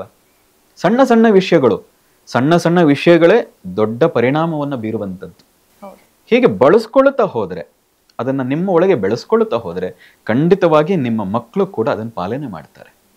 ಇಲ್ಲದೆ ಇದ್ರೆ ಕೃತಜ್ಞತೆ ಇಲ್ಲದೆ ಬದುಕ್ತಾರೆ ಅವರು. ಮತ್ತು ಅದರ ಎಫೆಕ್ಟ್ ಯಾರಿಗೆ ಅಂದ್ರೆ ನಿಮ್ಮ ಮೇಲೆಯೇ. ಅನಾಥಾಶ್ರಮ, ವೃದ್ಧಾಶ್ರಮಗಳು ಜಾಸ್ತಿ ಆಗ್ತವೆ ಮುಂದೆ. ಈಗೆಷ್ಟು ಜಾಸ್ತಿ ಆಗಿದೆ ಅದಕ್ಕಿಂತ ಇನ್ನೂ ಹೆಚ್ಚಾಗ್ತವೆ. ಬಹಳ ಒಳ್ಳೆ ಪದ ಹೇಳಿದ್ರೆ ನೀವು, ಕೃತಜ್ಞತೆ ಅನ್ನುವಂಥದ್ದು. ಇವತ್ತಿನ ದಿನದಲ್ಲಿ ಪ್ರತಿಯೊಬ್ಬ ಮನುಷ್ಯನು ಕೂಡ ಅದನ್ನ ಮಾಡಲೇಬೇಕಾಗಿರುವಂತಹ ಅತ್ಯಗತ್ಯ ಕಾರ್ಯ ಅಂತ ಅನ್ಸುತ್ತೆ. ನೋಡಿ, ನಮಗೆ ನಮ್ಮ ಹಿರಿಯರು ಹೇಳೋರು, ಊಟ ಯಾರಾದರೂ ಮಾಡಿರಲಿ, ಬೆಳೆದವ್ರು ಯಾರಾದರೂ ಆಗಿರಲಿ, ಊಟ ಮಾಡಿದ ಮೇಲೆ ಅನ್ನದಾತು ಸುಖೀ ಭವ, ಅದೊಂದು ಕೃತಜ್ಞತೆ. ಹೌದು. ಕೃತಜ್ಞತೆ ನೀವು ಸಲ್ಲಿಸ್ತಾ ಹೋದ್ರೆ ನಿಮ್ಮದ ದೇಹದ, ಇವತ್ತಿನ ಮಾಡರ್ನ್ ಸೈಕಾಲಜಿ ಕೂಡ ಹೇಳೋದು, ಪ್ರತಿನಿತ್ಯ ನೀವು ಧನ್ಯವಾದ ಹೇಳಕ್ ಶುರು ಮಾಡಿ, ಕೃತಜ್ಞತೆ ಹೇಳಕ್ ಶುರು ಮಾಡಿ, ನಿಮ್ಮದ ದೇಹದ ಸೆಲ್ಸ್ಗಳೇ ನಿಮಗೆ ಸ್ಪಂದಿಸಕ್ ಶುರು ಆಗ್ತದೆ. ರೋಗಗಳಿಂದ ಎಷ್ಟೋ ರೋಗಗಳು ಯಾಕೆ ಬರ್ತಾ ಇದೆ? ಗ್ಯಾಸ್ಟ್ರಿಕ್ ಯಾಕೆ ಬರ್ತಾ ಇದೆ? BP ಯಾಕೆ ಬರ್ತಾ ಇದೆ? ಶುಗರ್ ಯಾಕೆ ಬರ್ತಾ ಇದೆ? ನಿಮ್ಮ ಮನಸ್ಸಿನಲ್ಲಿ ಕೃತಜ್ಞತೆ ಇಲ್ಲ, ಅತಿ ಆಸೆ, ಎಲ್ಲವೂ ನಾನು ಅನ್ನೋ ಅಹಂಕಾರ ಈ ಆವರಿಸ್ಕೊಂಡಾಗ ಒತ್ತಡಕ್ಕೊಳಗಾಗ್ತೀರಿ. ಒತ್ತಡದ ಪರಿಣಾಮವಾಗಿ ಕಾಯಿಲೆಗಳಿಗೆ ನೀವೇ ದಾಸರಾಗ್ತೀರಿ. ಕೃತಜ್ಞತೆಯನ್ನು ಸಲ್ಲಿಸಿ, ಪ್ರಕೃತಿಗೆ ಕೃತಜ್ಞತೆಯನ್ನು ಸಲ್ಲಿಸಿ. ಯಾರು ಏನನ್ನಾದ್ರೂ ಕೊಟ್ಟಿರಬಹುದು, ಅವ್ರೆಲ್ಲರಿಗೂ ಮನಸ್ಸಿನಲ್ಲಿ ಕೃತಜ್ಞತೆ ಸಲ್ಲಿಸ್ತಾ ಹೋಗಿ. ನಮ್ಮ ಅನುಭವದ ಹೇಳ್ತೀವಿ, ನಾವು ಎಲ್ರಿಗೂ ಎಲ್ಲಾ ಕಾರಣದ ಎಲ್ಲಾ ಸಂದರ್ಭದಲ್ಲೂ ಧನ್ಯವಾದವನ್ನು ಹೇಳ್ತೀವಿ. ಆ ಕಾರಣದಿಂದಾಗಿ ಇದುವರೆಗೆ ನಮಗೆ ಯಾವುದೇ ತರದ ಸಮಸ್ಯೆ ಇಲ್ಲ, ಯಾವುದೇ ತರದ ಕಾಯಿಲೆಯೂ ಇಲ್ಲ, ಅತ್ಯಂತ ಆರೋಗ್ಯವಾಗಿದ್ದೀವಿ. ಮನಸ್ಸು ಕೂಡ ಅಷ್ಟೇ ಶುದ್ಧವಾಗಿದೆ, ಮನಸ್ಸು ಕೂಡ ಅಷ್ಟೇ ಪ್ರಫುಲ್ಲವಾಗಿದೆ. ಕುಂಡಲಿನಿ ಅನ್ನುವಂಥದ್ದು ಇವತ್ತಿನ ದಿನದಲ್ಲಿ ಸಾಕಷ್ಟು ಮಂದಿಯಲ್ಲಿ ಓಡ್ತಾ ಇರುವಂತಹ ವಿಚಾರ. ಮೊದಲನಿಗೆ ಕುಂಡಲಿನಿ ಅಂದ್ರೆ ಏನು? ಸಹಜವಾಗಿ ಹಠಯೋಗದಲ್ಲಿ ಬರುವಂಥದ್ದು ಕುಂಡಲಿನಿ ಎನ್ನುವಂಥ ಶಬ್ದ. ತಂತ್ರದಲ್ಲಿ ಅದನ್ನ ಕುಲ ಕುಂಡಲಿನಿ ಅಂತ ಕರೀತಾರೆ. ಶಕ್ತಿ, ಜಗನ್ಮಾತೆ, ರಾಜರಾಜೇಶ್ವರಿ, ಮಾತಂಗಿ, ಏನ್ ಬೇಕಾದ್ರೂ ಕರೀರಿ, ಅದರ ಮೂಲ ಸ್ಥಾನ ಏನಿದೆ ಅದಕ್ಕೆ ಹೆಸರು ಕುಂಡಲಿನಿ ಅಥವಾ ಕುಲ ಕುಂಡಲಿನಿ. ಅದಿರುವಂಥದ್ದು ಯಾರ್ಯಾರಿಗೆ ಬೆನ್ನು ಮೂಳೆ ಇದೆ, ಅದು ಪ್ರಾಣಿಗಳಿಗಿರ್ಬೋದು, ಮನುಷ್ಯನಿಗಿರ್ಬೋದು, ಯಾರ್ಯಾರಿಗೆ ಬೆನ್ನು ಮೂಳೆ ಇದೆ, ಆ ಬೆನ್ನು ಮೂಳೆಯ ಬುಡದಲ್ಲಿ ಆ ಕುಂಡಲಿನಿಯ ವಾಸಸ್ಥಾನ ಇದೆ. ಕುಂಡಲಿನಿ ಜಾಗೃತವಾಗುತ್ತೆ ಅಂತ ಹೇಳ್ತಾರೆ. ಹಾಗಿದ್ರೆ ಏನದು ಅಂತ ಹೇಳಿ ನೋಡಿ, ಶತಶತಮಾನಗಳಿಂದ, ಜನ್ಮ ಜನ್ಮಗಳಿಂದ ನಮಗೆ ಅರಿವಿಲ್ಲದೆ ಬದುಕ್ತಾ ಇರೋ ಕಾರಣದಿಂದಾಗಿ, ಬರೀ ಕೇವಲ ಲೌಕಿಕ ಸುಖಕ್ಕಾಗಿ ಮಾತ್ರ ಬದುಕ್ತಾ ಇರೋ ಕಾರಣದಿಂದ ಆ ಕುಲ ಕುಂಡಲಿನಿ, ಆ ಜಗನ್ಮಾತೆ ಏನಿದೆ, ಆ ಸ್ವರೂಪವಾದಂಥ ಶಕ್ತಿ ಸುಪ್ತಾವಸ್ಥೆಯಲ್ಲಿದೆ, ನಿದ್ರಾವಸ್ಥೆಯಲ್ಲಿದೆ. ಆ ಕುಂಡಲಿನಿ ಅಂದ್ರೆ ಕಾಯಿಲೆ ರೂಪದಲ್ಲಿ, ಹೇಗೆ ನಮ್ಮ ಸೊಳ್ಳೆ ಬತ್ತಿ ಏನು ಬರುತ್ತಲ್ಲ ಹಾಗೆ ಸುತ್ತುವರೆದು ಇರೋದರಿಂದ ಅದಕ್ಕೆ ಕುಂಡಲಿನಿ ಅಂತ ಕರೀತಾರೆ. 3.5 ಸುತ್ತು ಕೆಂಪು ಹಾವಿನ ರೂಪದಲ್ಲಿ ತನ್ನದೇ ಬಾಲವನ್ನ ತನ್ನ ಬಾಯೊಳಗೆ ಹಾಕೊಂಡು ನಿದ್ರೆ ಮಾಡ್ತಾ ಇದೆ. ಹೀಗೆ ನಿದ್ರೆ ಮಾಡ್ತಾ ಇದೆ. ಇಷ್ಟು ನಿದ್ರೆ ಮಾಡ್ತಾ ಇರೋ ಕಾರಣದಿಂದಾಗಿ ನಾವು ಇಷ್ಟು ಚಟುವಟಿಕೆಯಿಂದ ಇದೀವಿ.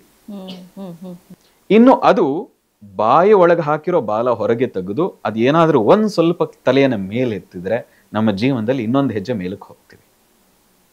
ಅರ್ಥಾತ್ ಇನ್ನು ಚೆನ್ನಾಗಿ ಸರಿಯಾಗಿ ಹೇಳೋದಿದ್ರೆ, ನಮ್ಮ ಇಡೀ ಜೀವಿತಾವಧಿಯಲ್ಲಿ ನಮ್ಮ ದೈಹಿಕ ಮಾನಸಿಕ ಶಕ್ತಿಯ ಕೇವಲ 5-10% ಶಕ್ತಿಯನ್ನ ಬಳಸ್ಕೊಳ್ತೀವಿ. ಇನ್ನು 90-95% ಮಾನಸಿಕ ದೈಹಿಕ ಶಕ್ತಿ ಏನಿದೆ ಅದು ವ್ಯರ್ಥವಾಗ್ತಾ ಇದೆ. ಯಾವಾಗ ಕುಂಡಲಿನಿ ಜಾಗೃತಿ ಆಗ್ತದೆ, ಆ ಶಕ್ತಿಯನ್ನ ಪೂರ್ಣವಾಗಿ ಬಳಸ್ಕೊಳ್ಳೋದಕ್ಕೆ ಸಾಧ್ಯ ಆಗ್ತದೆ. ಹಾಗಾಗಿ ಆ ಕುಂಡಲಿನಿ ನಿದ್ರೆ ಮಾಡ್ತಾ ಇರುವಂತಹ ಹಾವಿನ ರೂಪದ ಶಕ್ತಿಯನ್ನ ಜಾಗೃತಿ ಮಾಡ್ಕೋಬೇಕು ಅಂತ ನಮ್ಮ ಹಿರಿಯರು ಹೇಳ್ತಾರೆ. ಅದು ಹೇಗ್ ಮಾಡ್ಕೊಳ್ಬೇಕು? ಯಾವ ರೀತಿ? ಗುರುವಿನ ಅಗತ್ಯ ಇದೆಯಾ ಅದಕ್ಕೆ ಅಂತ? ಖಂಡಿತವಾಗಿ ಅದರಲ್ಲೂ ಇಂತಹ ಸಾಧನೆ ಮಾಡಬೇಕಾದ್ರೆ ಗುರುವಿನ ಅಗತ್ಯ ಖಂಡಿತ ಇದೆ. ನಾವು ಒಂದು SLC ಪಾಸ್ ಮಾಡಬೇಕಾದ್ರೇನೆ ಗುರು ಬೇಕು. ಹೌದು. SLC ವರೆಗೆ ಓದಬೇಕಾದ್ರೂ ಅ ಇ ಇಂದ ಹಿಡಿದು ಅಥವಾ ABCD ಇಂದ ಏನನ್ನೇ ಕಲಿಯಬೇಕಾದ್ರೆ ಯಾರೂ ಇಲ್ಲದೆ ನಮಗೆ ಕಲೀಲಿಕ್ಕೆ ಸಾಧ್ಯವೇ ಇಲ್ಲ. ಅಂತಹ ವಿದ್ಯೆಯನ್ನೇ ಕಲಿಬೇಕಾದ್ರೆ ಒಬ್ಬ ಗುರು ಬೇಕು ಅಂತ ಆದ್ರೆ ಇನ್ನು ಇದು ಬ್ರಹ್ಮವಿದ್ಯೆ, ಇದು ಅಗಾಧವಾದಂತಹ ಶಕ್ತಿಯನ್ನು ಹೊಂದಿರುವಂತಹ ವಿದ್ಯೆ. ಇದಕ್ಕಂತೂ ಖಂಡಿತವಾಗಿ ಗುರುವಿನ ಅವಶ್ಯಕತೆ ಇದೆ. ಗುರು ಇಲ್ಲದೆ ಹೋದ್ರೆ ಅದರಿಂದ ಏನಾದ್ರೂ ವ್ಯತ್ಯಾಸಗಳಾದಾಗ ಸಮಸ್ಯೆಗಳು ಅಂತ ಅನ್ಕೊಂಡು ಭಯ ಪಡ್ತೀವಿ. ಹಾಗಾಗಿ ಒಬ್ಬ ಸರಿಯಾದ ಗುರುವಿನ ಮಾರ್ಗದರ್ಶನದಲ್ಲಿ ನಿರಂತರವಾಗಿ ಆ ಕುಂಡಲಿನಿಗೆ ಜಾಗೃತಿಗೋಸ್ಕರ ತುಂಬಾ ವಿಧಾನಗಳಿದೆ. ತಂತ್ರದಲ್ಲಿ, ಹಠಯೋಗದಲ್ಲಿ ಹಲವಾರು ವಿಧಾನಗಳಿದೆ. ಯಾವುದೋ ಒಂದು ವಿಧಾನವನ್ನ ನಿರಂತರವಾಗಿ ಅನುಷ್ಠಾನದಲ್ಲಿ ಇಟ್ಕೊಂಡ್ರೆ ಕೆಲವೇ ದಿನಗಳಲ್ಲಿ ಜಾಗೃತಗೊಳಿಸ್ಕೊಳ್ಬಹುದು. ಅದು ಜಾಗೃತವಾಗಿದೆ. ಈಗ ನಾನು ಯಾರ ಹತ್ರ ಗುರುಗಳ ಹತ್ರ ಹೋಗ್ಬೇಕು, ಅವ್ರು ಹೇಳೋದು ಸರಿನಾ ಅಂತ ಹೇಗ್ ಗೊತ್ತಾಗುತ್ತೆ ಒಬ್ಬ ಮನುಷ್ಯನಿಗೆ? ನೋಡಿ, ಒಬ್ಬ ಸಾಮಾನ್ಯ ಜ್ಞಾನ ಇದ್ದವನಿಗೆ ಯಾರ ಹತ್ರಕ್ಕೆ ಹೋದ್ರೂ ಇವರು ಹೌದು ಇದು ಇಲ್ಲ ಅನ್ನೋದು ಗೊತ್ತಾಗೋಗ್ತದೆ. ಅವರ ಮಾತಿನಿಂದ, ಕೃತಿಯಿಂದ, ಅವರ ನಿತ್ಯ ಚರ್ಯೆಗಳಿಂದಾಗಿ ಗೊತ್ತಾಗ್ಬಿಡ್ತದೆ ಸಾಮಾನ್ಯನಿಗೂ. ಅಥವಾ ಒಂದು ದಿನದಲ್ಲಿ ಗೊತ್ತಾಗದೇ ಇದ್ರು ಒಂದು 2-3 ದಿನಗಳಲ್ಲಾದರೂ ಇವರು ಹೌದಾ ಇಲ್ವಾ ಅನ್ನೋದು ಗೊತ್ತಾಗ್ತದೆ. ಹಾಗಾಗಿ ನಮ್ಮ ಎಲ್ಲ ಋಷಿಗಳು ಹೇಳ್ತಾರೆ, ಗುರುವಿನ ಆಯ್ಕೆ ಮಾಡ್ಕೋಬೇಕಾದ್ರೆ ಪರೀಕ್ಷೆ ಮಾಡು, ಸುಮ್ಮನೆ ಆಯ್ಕೆ ಮಾಡಬೇಡ. ಪರೀಕ್ಷೆ ಮಾಡಿ ಆಯ್ಕೆ ಮಾಡು, ಆಯ್ಕೆ ಮಾಡಿದ್ಮೇಲೆ ಮತ್ತೆ ಪರೀಕ್ಷೆ ಮಾಡ್ಲಿಕ್ಕೆ ನಿಂಗೆ ಅಧಿಕಾರ ಇಲ್ಲ ಅಂತ. ಹಾಗಾಗಿ ಒಂದೇ ದಿನಕ್ಕೆ ಗುರು ಅಂತ ಯಾರನ್ನು ಸ್ವೀಕಾರ ಮಾಡಬೇಡಿ. ಒಂದಷ್ಟು ದಿನ ನೋಡಿ, ಒಂದಷ್ಟು ದಿನ ಅವರ ಹತ್ರ ಹೋಗಿ ಪರೀಕ್ಷೆ ಮಾಡಿ, ಅವರು ನಿಜಕ್ಕೂ ಅವರಲ್ಲಿ ಆ ತಾಕತ್ತಿದೆಯಾ, ಆ ಸತ್ವ ಇದೆಯಾ, ಆ ಪ್ರಾಮಾಣಿಕತೆ ಇದೆಯಾ, ಆ ಜ್ಞಾನವನ್ನು ಹೊಂದಿದ್ದಾರಾ ಅಂತ ಪರೀಕ್ಷೆ ಮಾಡಿ, ಪರೀಕ್ಷೆ ಮಾಡಿದ ನಂತರ ಅವರನ್ನು ಗುರು ಅಂತ ಸ್ವೀಕಾರ ಮಾಡಿ. ಪರೀಕ್ಷೆ ಮಾಡಬೇಕಾದ್ರೆ ಅವರು ಪವಾಡ ಮಾಡ್ತಾರಾ, ಭಸ್ಮ ಕೊಡ್ತಾರಾ, ಕುಂಬಳಕಾಯಿ ಕೊಡ್ತಾರಾ, ಇದನ್ನು ನೋಡಬೇಡಿ. ನಿಮ್ಮ ಒಳಗಿನ ಆ ಶಕ್ತಿಯನ್ನು ಬಡಿದೆಬ್ಬಿಸೋ ಶಕ್ತಿ ಇದೆಯಾ ಅವರಿಗೆ. ಅವರ ಬಳಿ ನಿಂತ್ರೆ, ನಮ್ಮ ಹಿರಿಯರು ಹೇಳ್ತಾ ಇದ್ರು, ಮೇರು ಪರ್ವತದ ಮುಂದೆ ನಿಂತಾಗ ಅವನಿಗೂ ಅನಿಸ್ಬೇಕು ನಾನು ಇದನ್ನು ಏರಬಲ್ಲೆ ಅಂತ ಅನಿಸ್ಬೇಕು.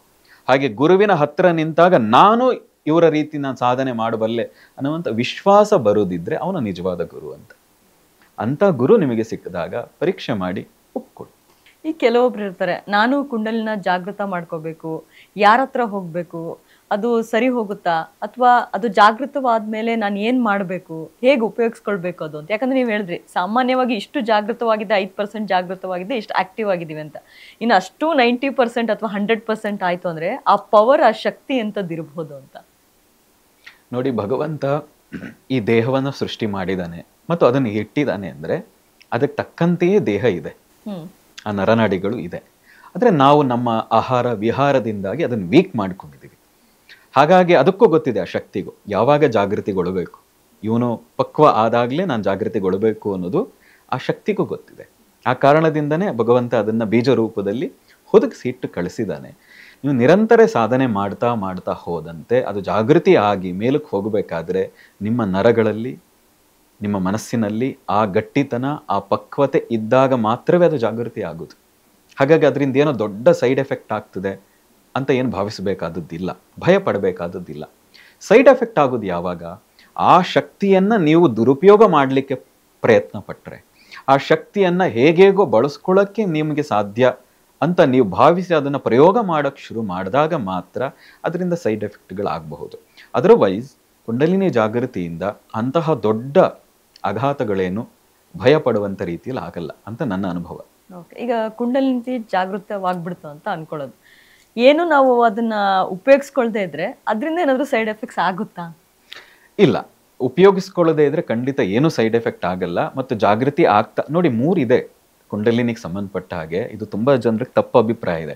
ಜಾಗೃತಿ ಆದ ತಕ್ಷಣ ಮುಗೀತು, ಅಲ್ಟಿಮೇಟ್ ಎಲ್ಲ ಸಾಧಿಸ್ಬಿಟ್ಟು ಅಂತ ಅನ್ಕೊಳ್ತಾರೆ. ಅದಲ್ಲ. ಒಂದು ಜಾಗೃತಿ, ಎರಡನೇದು ಚಕ್ರಗಳ ಆ ಸಾಮರ್ಥ್ಯ ಹೆಚ್ಚು ಮಾಡ್ಕೋಬೇಕು, ಅರ್ಥಾತ್ ಆಕ್ಟಿವ್ ಮಾಡ್ಕೋಬೇಕು. ಮೂರನೇದು ಜಾಗೃತವಾದ ಶಕ್ತಿ ಸುಷುಮ್ನ ನಾಡಿಯ ಮೂಲಕ ಸಹಸ್ರಾರಕ್ಕೆ ಒಂದೊಂದು ಚಕ್ರವನ್ನು ಭೇದಿಸ್ತಾ ಹೋಗಬೇಕು.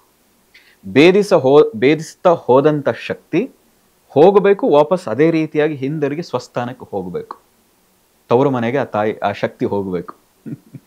ಹೀಗೆ ಹೋಗುವಂತಹ ವಿದ್ಯೆ ಏನಿದೆ ಅದನ್ನೇ ಕುಂಡಲಿನಿ ಯೋಗ ಅಥವಾ ಲಯ ಯೋಗ ಅಂತ ಅದನ್ನು ಕರೀತಾರೆ.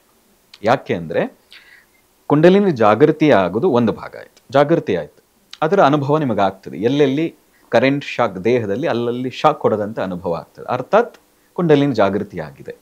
ಅದಾದಮೇಲೆ ಕೆಲವು ಚಕ್ರಗಳು ಅಲ್ಲಲ್ಲಿ ಜಾಗೃತಿ ಆಗಕ್ಕೆ ಶುರುವಾಗ್ತದೆ, ಆಕ್ಟಿವ್ ಆಗಿ ಕೆಲಸ ಮಾಡೋಕ್ಕೆ ಶುರುವಾಗ್ತದೆ. ಹಾಗಾದಾಗ ನಿಮಗೆ ಒಂದಷ್ಟು ಮನಸ್ಸಿನ ಉನ್ನತವಾದಂಥ ಅನುಭವಗಳು ಆಗಕ್ಕೆ ಶುರುವಾಗ್ತದೆ. ಇದು ಒಂದು ಭಾಗ. ಇದರ ಜೊತೆಗೆ ಜಾಗೃತಿ ಆದಂಥ ಶಕ್ತಿ ಸಹಸ್ರಾರಕ್ಕೆ ಸುಷುಮ್ನ ನಾಡಿಯ ಮೂಲಕ ಹೋಗಬೇಕು, ಅಷ್ಟೇ ಸುಲಭವಾಗಿ ಹಿಂದಿರುಗಬೇಕು. ಹೀಗೆ ಶಕ್ತಿ ಹೋಗಬೇಕಾದ್ರೆ ಪ್ರತಿ ಚಕ್ರದಲ್ಲಿರುವ ಶಕ್ತಿಯನ್ನ, ಆಯಾಯ ಚಕ್ರದಲ್ಲಿರುವಂತಹ ಶಕ್ತಿಯನ್ನ, ಜ್ಞಾನವಾಹಕ ಆ ತಂತಿಗಳನ್ನ ತಿಂದು, ಅಂದ್ರೆ ಅದನ್ನ ತಗೊಳ್ತಾ ಮೇಲಕ್ಕೆ ಹೋಗ್ತದೆ. ಹಾಗೆ ಹೋದಾಗ ನಿಮಗೆ ಶಕ್ತಿ ಇರಲ್ಲ. ಹಾಗಾಗಿ ನೀವು ಸಮಾಧಿ ಸ್ಥಿತಿಗೆ ಹೋಗ್ಬಿಡ್ತೀರಿ.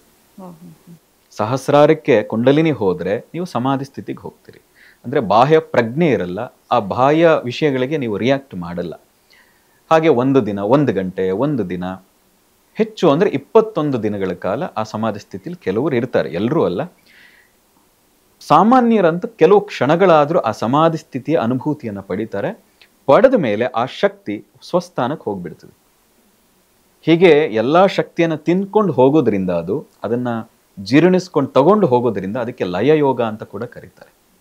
ವಾಪಸ್ ಬರಬೇಕಾದ್ರೆ ಆ ಶಕ್ತಿಯನ್ನ 10 ಪಟ್ಟು ಆಯಾಯ ಚಕ್ರಗಳಿಗೆ ಕೊಡ್ತಾ ಕೊಡ್ತಾ ತನ್ನ ಸ್ವಸ್ಥಾನಕ್ಕೆ ಹೋಗ್ತದೆ.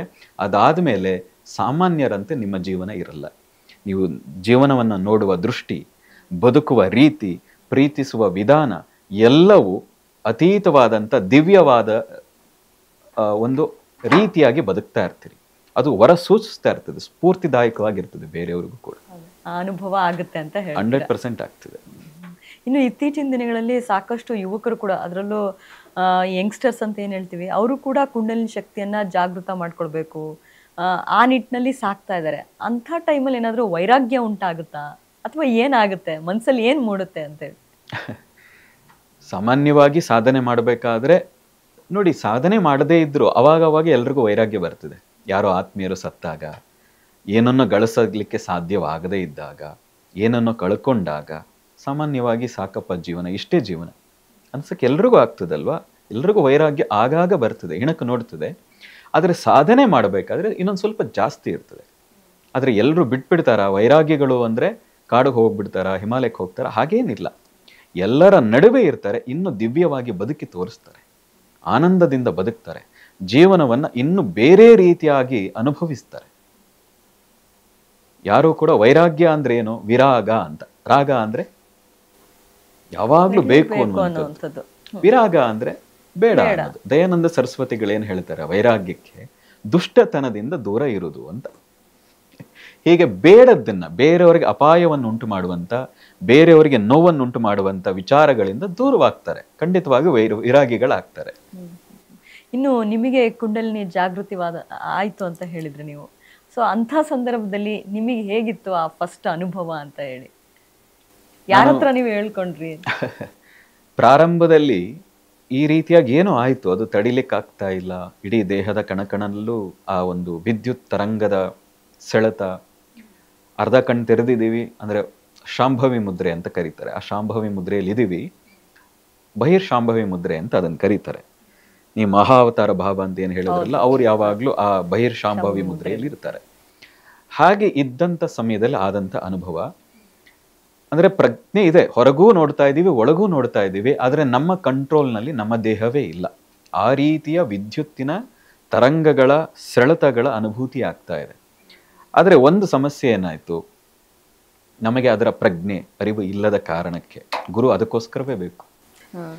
ನಾವು ಅದನ್ನು ತುಂಬ ಕಂಟ್ರೋಲ್ ಮಾಡೋಕ್ಕೆ ಶುರು ಮಾಡಿದ್ವಿ. ಕಂಟ್ರೋಲ್ ಮಾಡಿದಾಗ ಅದು ನಾಭಿಗೆ ಬಂದು ಕೂತ್ಕೊಂಡ್ಬಿಡ್ತು. ಸುಮಾರು 15 ದಿನಗಳವರೆಗೆ ನಾಭಿನಲ್ಲಿ ಕೂತು ಅದು ತನ್ನ ಕೆಲಸ ಮಾಡ್ತಾ ಇತ್ತು.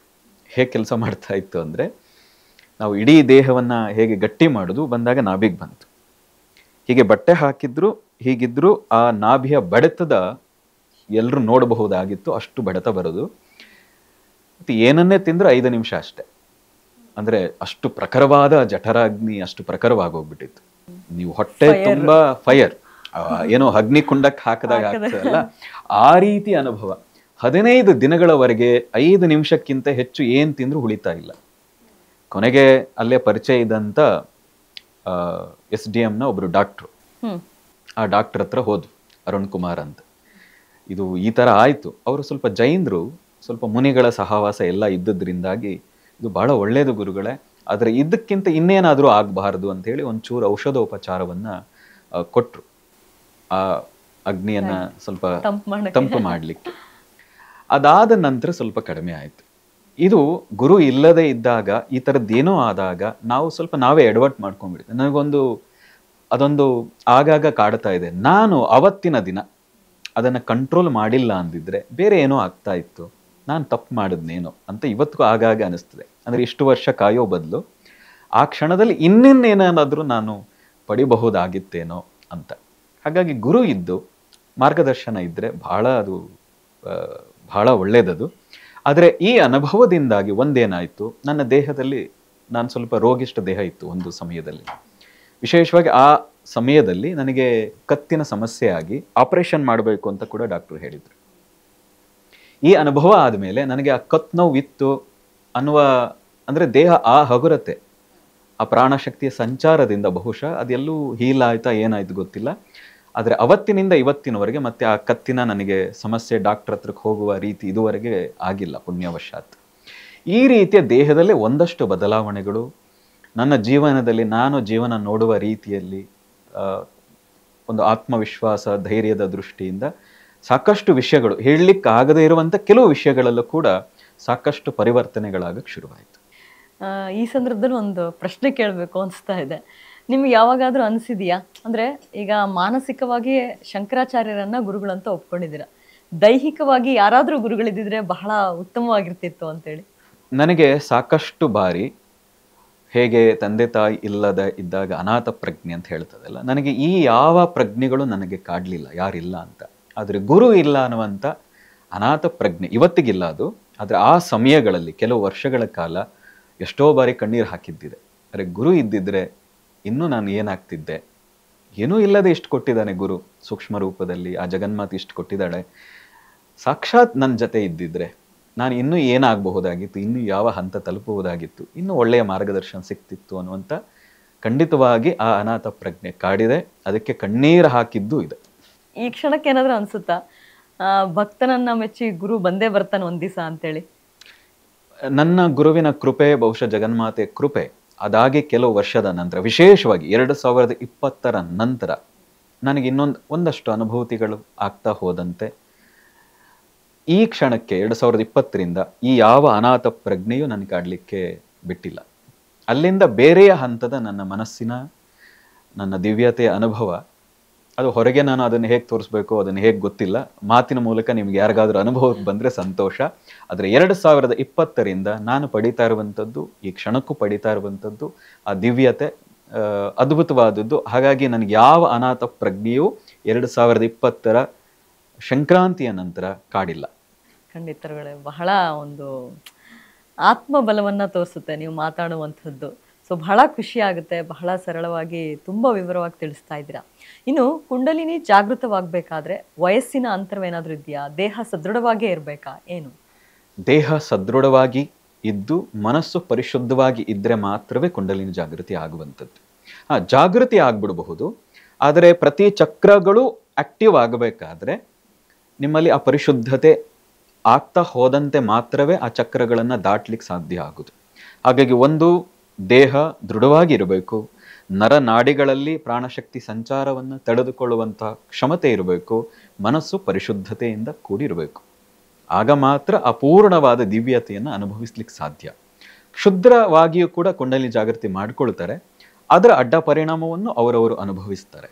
ಆದರೆ ನಾವು ಒಂದು ರೀತಿಯಲ್ಲಿ ಹೇಳೋದಿದ್ರೆ ಇದನ್ನ ಸಮಯಾಚಾರ ಅಂತ, ಒಂದು ರೀತಿ ಶ್ರೀವಿದ್ಯಾ ಅರ್ಥದಲ್ಲಿ ಹೇಳೋದಿದ್ರೆ ಇದನ್ನ ಸಮಯಾಚಾರ ಅಂತ ಕರಿಬಹುದು. ಅಂದ್ರೆ ಪರಿಶುದ್ಧವಾದ ಮಾರ್ಗದಲ್ಲಿ ನಾವು ಸಾಧನೆ ಮಾಡೋದ್ರಿಂದಾಗಿ, ವಿಶೇಷವಾಗಿ ಹಠಯೋಗದ ಸಾಧನೆ ಮೂಲಕ ಮತ್ತು ತಂತ್ರದ ಮಿಕ್ಸ್ ಇದೆ, ಸಾಧನೆ ಮೂಲಕ ಮಾಡೋದ್ರಿಂದಾಗಿ ಯಾವುದೇ ಬೇರೆ ವ್ಯತ್ಯಾಸಗಳಿಲ್ಲದೆ ಆಗ್ತದೆ. ಆದರೆ ಅದರ ಜೊತೆಗೆ ದೇಹ ಕೂಡ ಮನಸ್ಸು ಕೂಡ ಶುದ್ಧವಾಗ್ತಾ ಸದೃಢವಾಗ್ತಾ ಅದು ಜಾಗೃತಿ ಆಗ್ತದೆ. ಖಂಡಿತ. ಇನ್ನು ಕ್ಷುದ್ರ ವಿದ್ಯೆ ಅಂತ ಹೇಳಿದ್ರಿ, ಆ ಕ್ಷುದ್ರ ವಿದ್ಯೆಗೂ ಆತ್ಮವಿದ್ಯೆಗೂ ಏನ್ ವ್ಯತ್ಯಾಸ? ಇತ್ತೀಚೆಗೆ ಯುವಕರಲ್ಲಿ ಕ್ಷುದ್ರ ವಿದ್ಯೆಯ ಬಗ್ಗೆ ಹೆಚ್ಚು ಒಲವು ಬೆಳೀತಾ ಇದೆ, ಅದ್ರ ಬಗ್ಗೆ ಏನು ಹೇಳ್ತೀರಾ? ಈ ಕ್ಷುದ್ರ ವಿದ್ಯೆಗಳೇನಾಗ್ತದೆ, ಕೆಲವೇ ಕ್ಷಣಗಳಲ್ಲಿ ಅಥವಾ ಕೆಲವೇ ದಿನಗಳಲ್ಲಿ, ಹೆಚ್ಚು ಅಂದ್ರೆ 9 ದಿನ 18 ದಿನಗಳಲ್ಲಿ ತುಂಬ ವಿಷಯಗಳು ಹೊಲಿಸ್ಕೊಂಡ್ಬಿಡ್ಬಹುದು. ವಿಶೇಷವಾಗಿ ಕ್ಷುದ್ರ ವಿದ್ಯೆಗಳನ್ನು 9 ದಿನದಲ್ಲಿ ಹೊಲಿಸ್ಕೊಂಡವ್ರ ಸಂಖ್ಯೆ ಬಹಳ ಇದೆ. ಆತ್ಮವಿದ್ಯೆ ಹೊಲಿಸ್ಕೋಬೇಕಾದ್ರೆ 9 ವರ್ಷವಾದರೂ ಬೇಕಾಗ್ತದೆ. ಹಾಗಾಗಿ ಇವತ್ತಿನ ಜನತೆಗೆ ನನ್ನ ಕಿವಿ ಮಾತು ಏನು ಅಂದರೆ, ಆತ್ಮವಿದ್ಯೆ ಪ್ರಬಲವಾದ ವಿದ್ಯೆ, ಬ್ರಹ್ಮವಿದ್ಯೆ.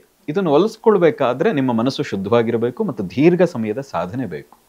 ಹಾಗಾಗಿ ನೀವೇನು ಮಾಡ್ತೀರಿ, ಯಕ್ಷಿಣಿ ಕ್ಷುದ್ರ ವಿದ್ಯೆ ಕಡೆಗೆ ಹೋಗ್ತೀರಿ, ಶಾರ್ಟ್ ಕಟ್. ಅದು ಯಾವುದು ಶಾರ್ಟ್ ಕಟ್ ಇದೆ, ಇನ್ಸ್ಟೆಂಟ್ ಇದೆ, ಅದು ಅಷ್ಟೇ ಪರಿಣಾಮ, ಅಷ್ಟೇ ಪ್ರಭಾವ, ಅಷ್ಟೇ ಸೀಮಿತಾವಧಿಯಾಗಿರ್ತದೆ. ಅದಾದ ನಂತರ ಅದರ ದುಷ್ಪರಿಣಾಮಗಳೇನಿದೆ ಅದನ್ನು ನಾವೇ ಅನುಭವಿಸಬೇಕು, ನಮ್ಮ ದೇಹವೇ ಅದನ್ನು ಅನುಭವಿಸಬೇಕಾಗ್ತದೆ.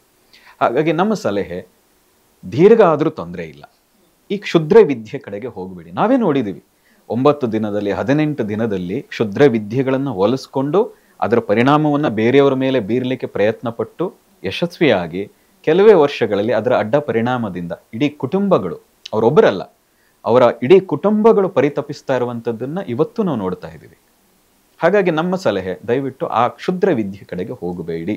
ಅದು ಬೇಗ ಒಂದು ರೀತಿ ಮ್ಯಾಗಿ ರೀತಿ, ಅದು ಇನ್ಸ್ಟೆಂಟ್ ಆಗಿ ಹೊಟ್ಟೆ ತುಂಬಿಸ್ತದು. ಆದರೆ ದೀರ್ಘಕಾಲಕ್ಕೆ ಅದರಲ್ಲಿ ಯಾವ ಸತ್ವವೂ ಇರಲ್ಲ. ಅದರಿಂದಾಗಿ ನಾವೇ ಪರಿತಪಿಸಬೇಕಾಗ್ತದೆ. ಆದರೆ ಆತ್ಮವಿದ್ಯೆ, ಆತ್ಮಜ್ಞಾನ, ಬ್ರಹ್ಮವಿದ್ಯೆ ತುಂಬ ದೀರ್ಘವಾಗಿ ಸಾಧನೆ ಮಾಡಬೇಕು, ಅಷ್ಟೇ ಗಟ್ಟಿತನ. ಹೇಗೆ ಆಲದ ಮರ ಹೆಮ್ಮರವಾಗಲಿಕ್ಕೆ 10ರಿಂದ 15 ವರ್ಷಗಳು ತಗೊಳ್ತದೆ ಕಡಿಮೆ ಅಂದರೆ.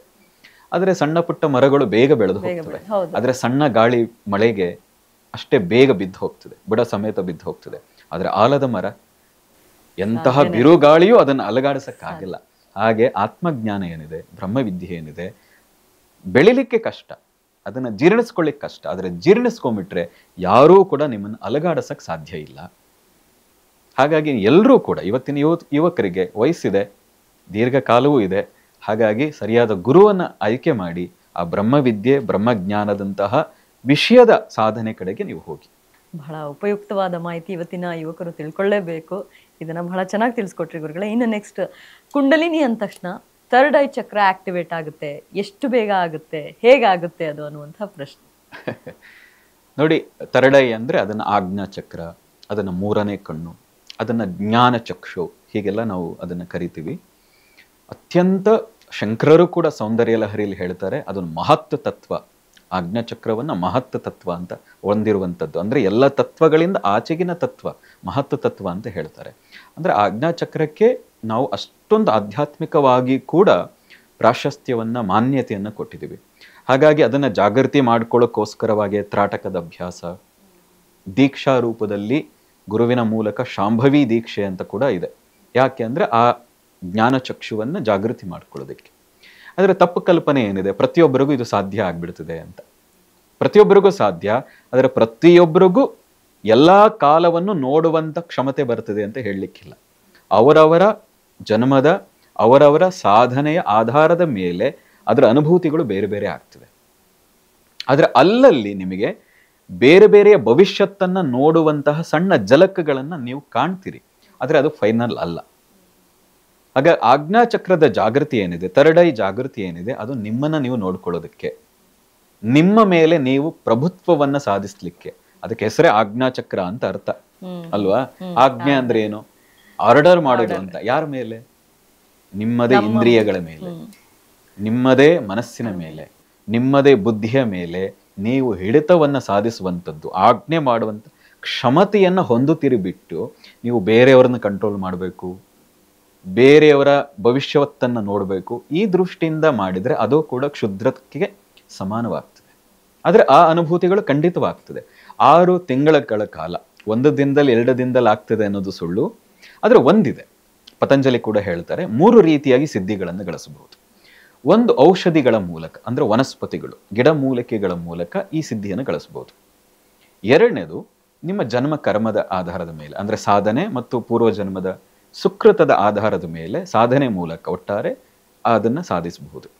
ಮೂರನೇದು ಗುರುವಿನ ಕೃಪೆ, ಅದನ್ನ ಶಕ್ತಿಪಾತ ಅಂತ ಕರೀತಾರೆ. ಶಕ್ತಿಪಾತ, ತಾನು ಸಾಧನೆ ಮಾಡಿದ ಶಕ್ತಿಯನ್ನ ಪಾತ ಅನುಗ್ರಹಿಸುವ ಮೂಲಕ ಕೂಡ ಈ ದಿವ್ಯತೆಯನ್ನ ಕೊಡಬಹುದು ಅಂತ ಹೇಳ್ತಾರೆ.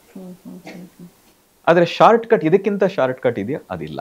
ಇವತ್ತಿನ ಗಿಡಮೂಲಿಕೆಗಳು ಆ ರೀತಿ ಅದನ್ನು ಹುಡುಕೋರ ಸಂಖ್ಯೆ ಬಹಳ ವಿರಳವಾಗಿದೆ, ಸಿಗುವುದೇ ಇಲ್ಲ. ಎರಡನೇದು ನಿಮ್ಮ ಸಾಧನೆ, ಅದಕ್ಕೆ ದೀರ್ಘಕಾಲ ಬೇಕು ಸಾಧನೆಗೆ. ಮೂರನೇದು ಗುರು ಕೂಡ ನಿಮ್ಮನ್ನು ಪರೀಕ್ಷೆ ಮಾಡದೆ, ನಿಮ್ಮ ಯೋಗ್ಯತೆಯನ್ನ ನೋಡದೆ, ನಿಮ್ಮ ಅರ್ಹತೆಯನ್ನ ಗಮನಿಸದೆ ಯಾರೂ ಕೂಡ ಕೊಡಲ್ಲ.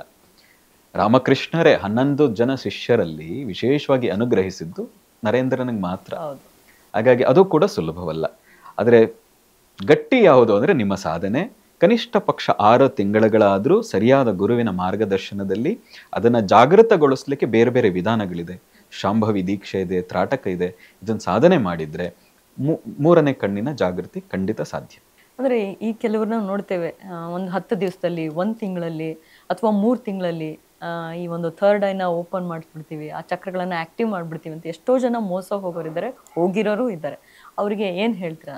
ಅಲ್ಲ, ನಿಮಗೆ ಈ ರೀತಿಯ ಅತಿಯಾದ ಆಸೆ, ಬಯಕೆಗಳು, ಕ್ಷುದ್ರವಾದ ಮನಸ್ಥಿತಿ ಇಟ್ಕೊಂಡು ಹೋಗಿರ್ತೀರಿ, ಅದಕ್ಕೆ ತಕ್ಕಂತೆ ಅವರು ಕೂಡ ಮಾಡ್ತಾರೆ. ಆದ್ರೆ ನಾವು ಹೇಳೋದು, ಯಾಕೆ ಬೇಕು ಅದು? ಬೇರೆಯವ್ರ ಭವಿಷ್ಯತ್ತನ್ನೇ ನೋಡ್ಬೇಕು ಅಂತ ಯಾಕೆ ಅನ್ಕೋಬೇಕು? ಅದು ಏನ್ ಬೇಕಾಗಿಲ್ಲ ಅಲ್ವಾ? ಹಾಗೂ ಬೇಕಿದ್ರೆ ದೀರ್ಘಕಾಲಗಳ ಸಾಧನೆಯನ್ನ ಮಾಡಿ, ಆ ಸಾಧನೆಯನ್ನು ಮಾಡ್ತಾ ಹೋದರೆ ಖಂಡಿತ ಸಾಧ್ಯ ಇದೆ. ಮತ್ತು ಆಜ್ಞಾಚಕ್ರದ ಜಾಗೃತಿ ಅಂದ್ರೆ ಅರ್ಥ ನಿಮ್ಮ ಮನಸ್ಸು ಆ ಉನ್ನತ ಭಾವಸ್ಥಿತಿಗೆ ನೀವು ಹೋಗಬೇಕು ಅಂತ ಅರ್ಥ.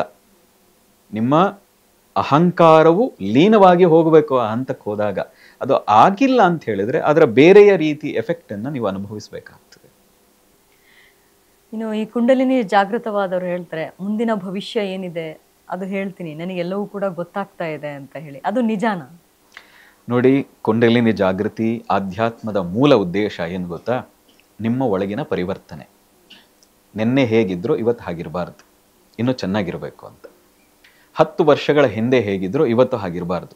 ನಾ ಹೇಳಿದಾಗೆ ಹಿಂದೆ ಒಂದ್ಸರಿ ನಾವು ತಿರುಗಿ ನೋಡಿದಾಗ ಹಿಂದೆ ಹೀಗಿದ್ದೆ ಇವತ್ತು ಹೀಗೆ ಬದುಕ್ತಾ ಇದ್ದೀನಿ ಅಂದ್ರೆ ಅರ್ಥ ಆ ಹಂತದ ಪರಿವರ್ತನೆ ನಿಮ್ಮೊಳಗೆ ಆಗಿರಬೇಕು. ಇದು ಸರಿಯಾದ ಆಧ್ಯಾತ್ಮಿಕ ಸಾಧನೆಯ ಉದ್ದೇಶ. ನೀವು ಇದನ್ನು ಬಿಟ್ಟು ಭವಿಷ್ಯ, ಜ್ಯೋತಿಷ್ಯ, 3 ಕಾಲಗಳನ್ನು ನೋಡ್ಲಿಕ್ಕೆ ಖಂಡಿತ ಸಾಧ್ಯ ಇದೆ, ಇಲ್ಲ ಅಂತೇನಿಲ್ಲ. ಆದರೆ ನೋಡಿ ಏನು ಮಾಡಬಹುದು ನೀವು? ಕರ್ಮದ ಅನುಸಾರ ನಿಯತಿ ಅಂತ ನಾವು ಕರಿತೀವಿ, ಅದನ್ನು ನೀವು ಬದಲಾಯಿಸೋ ಹಾಗಿಲ್ಲ. ಅಂದ್ರೆ ಕರ್ಮಕ್ಕೆ ನೀವು ಕೈ ಇಟ್ಟರೆ ನೀವು ಕರ್ಮದ ಸುಳಿಗೆ ಮತ್ತೆ ಸಿಗಹಾಕೊಳ್ತೀರಿ. ಸಾಧನೆ ಉದ್ದೇಶ ಕರ್ಮದಿಂದ ಪಾರಾಗಬೇಕು ಅಂತ. ನೀವು ಕರ್ಮಕ್ಕೆ ಮತ್ತೆ ಸಿಗಹಾಕೊಳ್ತೀನಿ ಅಂತ ಹೋದ್ರೆ ನಿಮ್ಮನ್ನು ಕಾಪಾಡೋರು ಯಾರು? ಹಣೆ ಬರಹ ಅಂತಾರೆ. ಹಣೆ ಬರಹ ಅಲ್ಲ, ಸ್ವಯಂಕೃತ ಅಪರಾಧವಾಗ್ತದೆ ಅದು. ನಾನು ಬೇರೆಯವ್ರನ್ನ ಹೀಲ್ ಮಾಡ್ತೀನಿ, ಬೇರೆಯವ್ರ ಜೀವನ ಉದ್ಧಾರ ಮಾಡ್ತೀನಿ ಅಂತ, ಅಥವಾ ಬೇರೆಯವರ ಕರ್ಮಕ್ಕೆ ನಾವು ಕೈ ಹಾಕೋದಿದೆಯಲ್ಲ, ಆ ಕರ್ಮದ ಸುಳಿಯಲ್ಲಿ ನಾವು ಸಿಗಹಾಕೊಂಡ ಹಾಗೆ. ಸಾಧನೆ ಉದ್ದೇಶ ಅದು ಅಲ್ಲವೇ ಅಲ್ಲ ಅಲ್ವಾ? ಹಾಗಾಗಿ ನಮ್ಮ ಮೂಲ ಉದ್ದೇಶ ಏನು? ನಮ್ಮ ಒಳಗಿನ ಪರಿವರ್ತನೆ, ನನ್ನ ಆತ್ಮದ ಉದ್ಧಾರ. ರಮಣರು ಹೇಳೋದು, ನಿಜಕ್ಕೂ ಇಡೀ ಜಗತ್ತಿಗೆ ನೀನು ಕೊಡುವಂತ ದೊಡ್ಡ ಕೊಡುಗೆ ಏನು ಗೊತ್ತಾ? ನಿನ್ನ ಆತ್ಮೋದ್ಧಾರ. ನಿನ್ನ ಆತ್ಮೋದ್ಧಾರ ಆದ್ರೆ ನೀನ್ ಜಗತ್ತಿಗೆ ಕೊಡುವಂತ ದೊಡ್ಡ ಕೊಡುಗೆ. ಇದಕ್ಕಿಂತ ದೊಡ್ಡ ಕೊಡುಗೆ ನೀನ್ ಏನನ್ನೂ ಮಾಡಬೇಕಾದದ್ದಿಲ್ಲ ಜಗತ್ತಿಗೆ ಅಂತ ಮಹರ್ಷಿ ರಮಣರು ಹೇಳುವಂತ ಮಾತು. ಇದಕ್ಕಿಂತ ಇನ್ನೇನು ಹೇಳೋಣ? ಖಂಡಿತ ಗುರುಗಳೇ. ಈಗ ನಿಮ್ಮ ಮಾತಿಂದ ಕೂಡ ಏನ್ ಅನ್ಸುತ್ತೆ ಅಂದ್ರೆ, ನಾವ್ ಏನೇ ಕಲಿತೀವಿ ಅಂತ ಹೋದಾಗ ಫಸ್ಟ್ ನಮ್ಮನ್ನ ನಾವು ತಿದ್ಕೊಳ್ಬೇಕು, ನಮ್ಮನ್ನ ನಾವು ಅರಿಬೇಕು. ನೀವು ಪರಿಶುದ್ಧರಾಗದೆ ಆ ಉನ್ನತವಾದ ಸಾಧನೆಯಲ್ಲಿ ನೀವು ಏನನ್ನು ಗಳಿಸ್ಲಿಕ್ಕೆ ಸಾಧ್ಯ ಇಲ್ಲ. ಸಣ್ಣ ಜಲಕಗಳನ್ನು ನೋಡಬಹುದು, ಸಾಧನೆ ಮಾಡ್ತಾ ಹೋದಂತೆ ಸಣ್ಣ ಜಲಕಗಳನ್ನು ನೋಡಬಹುದು. ಹಾಗೆ ನೋಡಿ ಅದನ್ನೇ ಫೈನಲ್ ಅನ್ಕೊಂಡ್ರೆ ನೀವು ದಾರಿ ತಪ್ಪಿದ್ರಿ.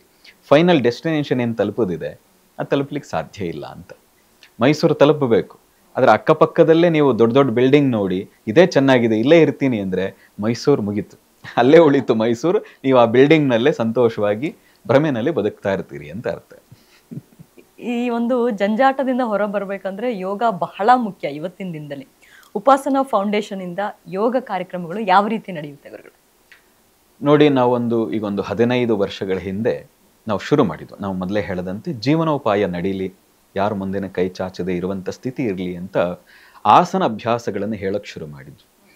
ಇವತ್ತಿನ ಕಾಲ, ಇವತ್ತಿನ ಯೂತ್ಗೆ ತಕ್ಕಂತೆ ಅವ್ರಿಗೂ ಆ ಸಾಧನೆಯಲ್ಲಿ ಆಕರ್ಷಣೆ ಬರಬೇಕು ಮತ್ತು ಸಾಧನೆ ಮಾರ್ಗದಲ್ಲಿ ಎಲ್ಲರೂ ಬರೋ ಹಾಗಾಗಲಿ ಅನ್ನೋ ಕಾರಣದಿಂದಾಗಿ ನಾವೊಂದು 7-8 ರೀತಿಯ ಆಧ್ಯಾತ್ಮಿಕ ಆತ್ಮೋನ್ನತಿಗೆ, ಮನಸ್ಸಿನ ಉನ್ನತಿಗೆ ಸಹಕಾರಿ ಆಗುವಂತಹ ಕಾರ್ಯಕ್ರಮಗಳನ್ನು ಮಾಡ್ತಾ ಬಂದಿದ್ದೀವಿ. ಅದರಲ್ಲಿ ವಿಶೇಷವಾಗಿ ಮನೋಶಕ್ತಿ ಅಂತ ಹೇಳಿ, ನಮ್ಮ ಸಬ್ಕಾನ್ಷಿಯಸ್ ಮೈಂಡ್, ನಮ್ಮ ಚಿತ್ತವನ್ನೇ ಬಳಸ್ಕೊಂಡು ನಾವು, ನಮ್ಮ ಶಾಸ್ತ್ರಗಳು, ಉಪನಿಷತ್ತುಗಳು ಹೇಳ್ತವೆ, ಮನಯೇವ ಮನುಷ್ಯಾಣಂ ಕಾರಣಂ ಬಂಧ ಮೋಕ್ಷಯೋ, ಮನಸ್ಸೇ ಮೋಕ್ಷಕ್ಕೂ ಬಂಧನಕ್ಕೂ ಕಾರಣ.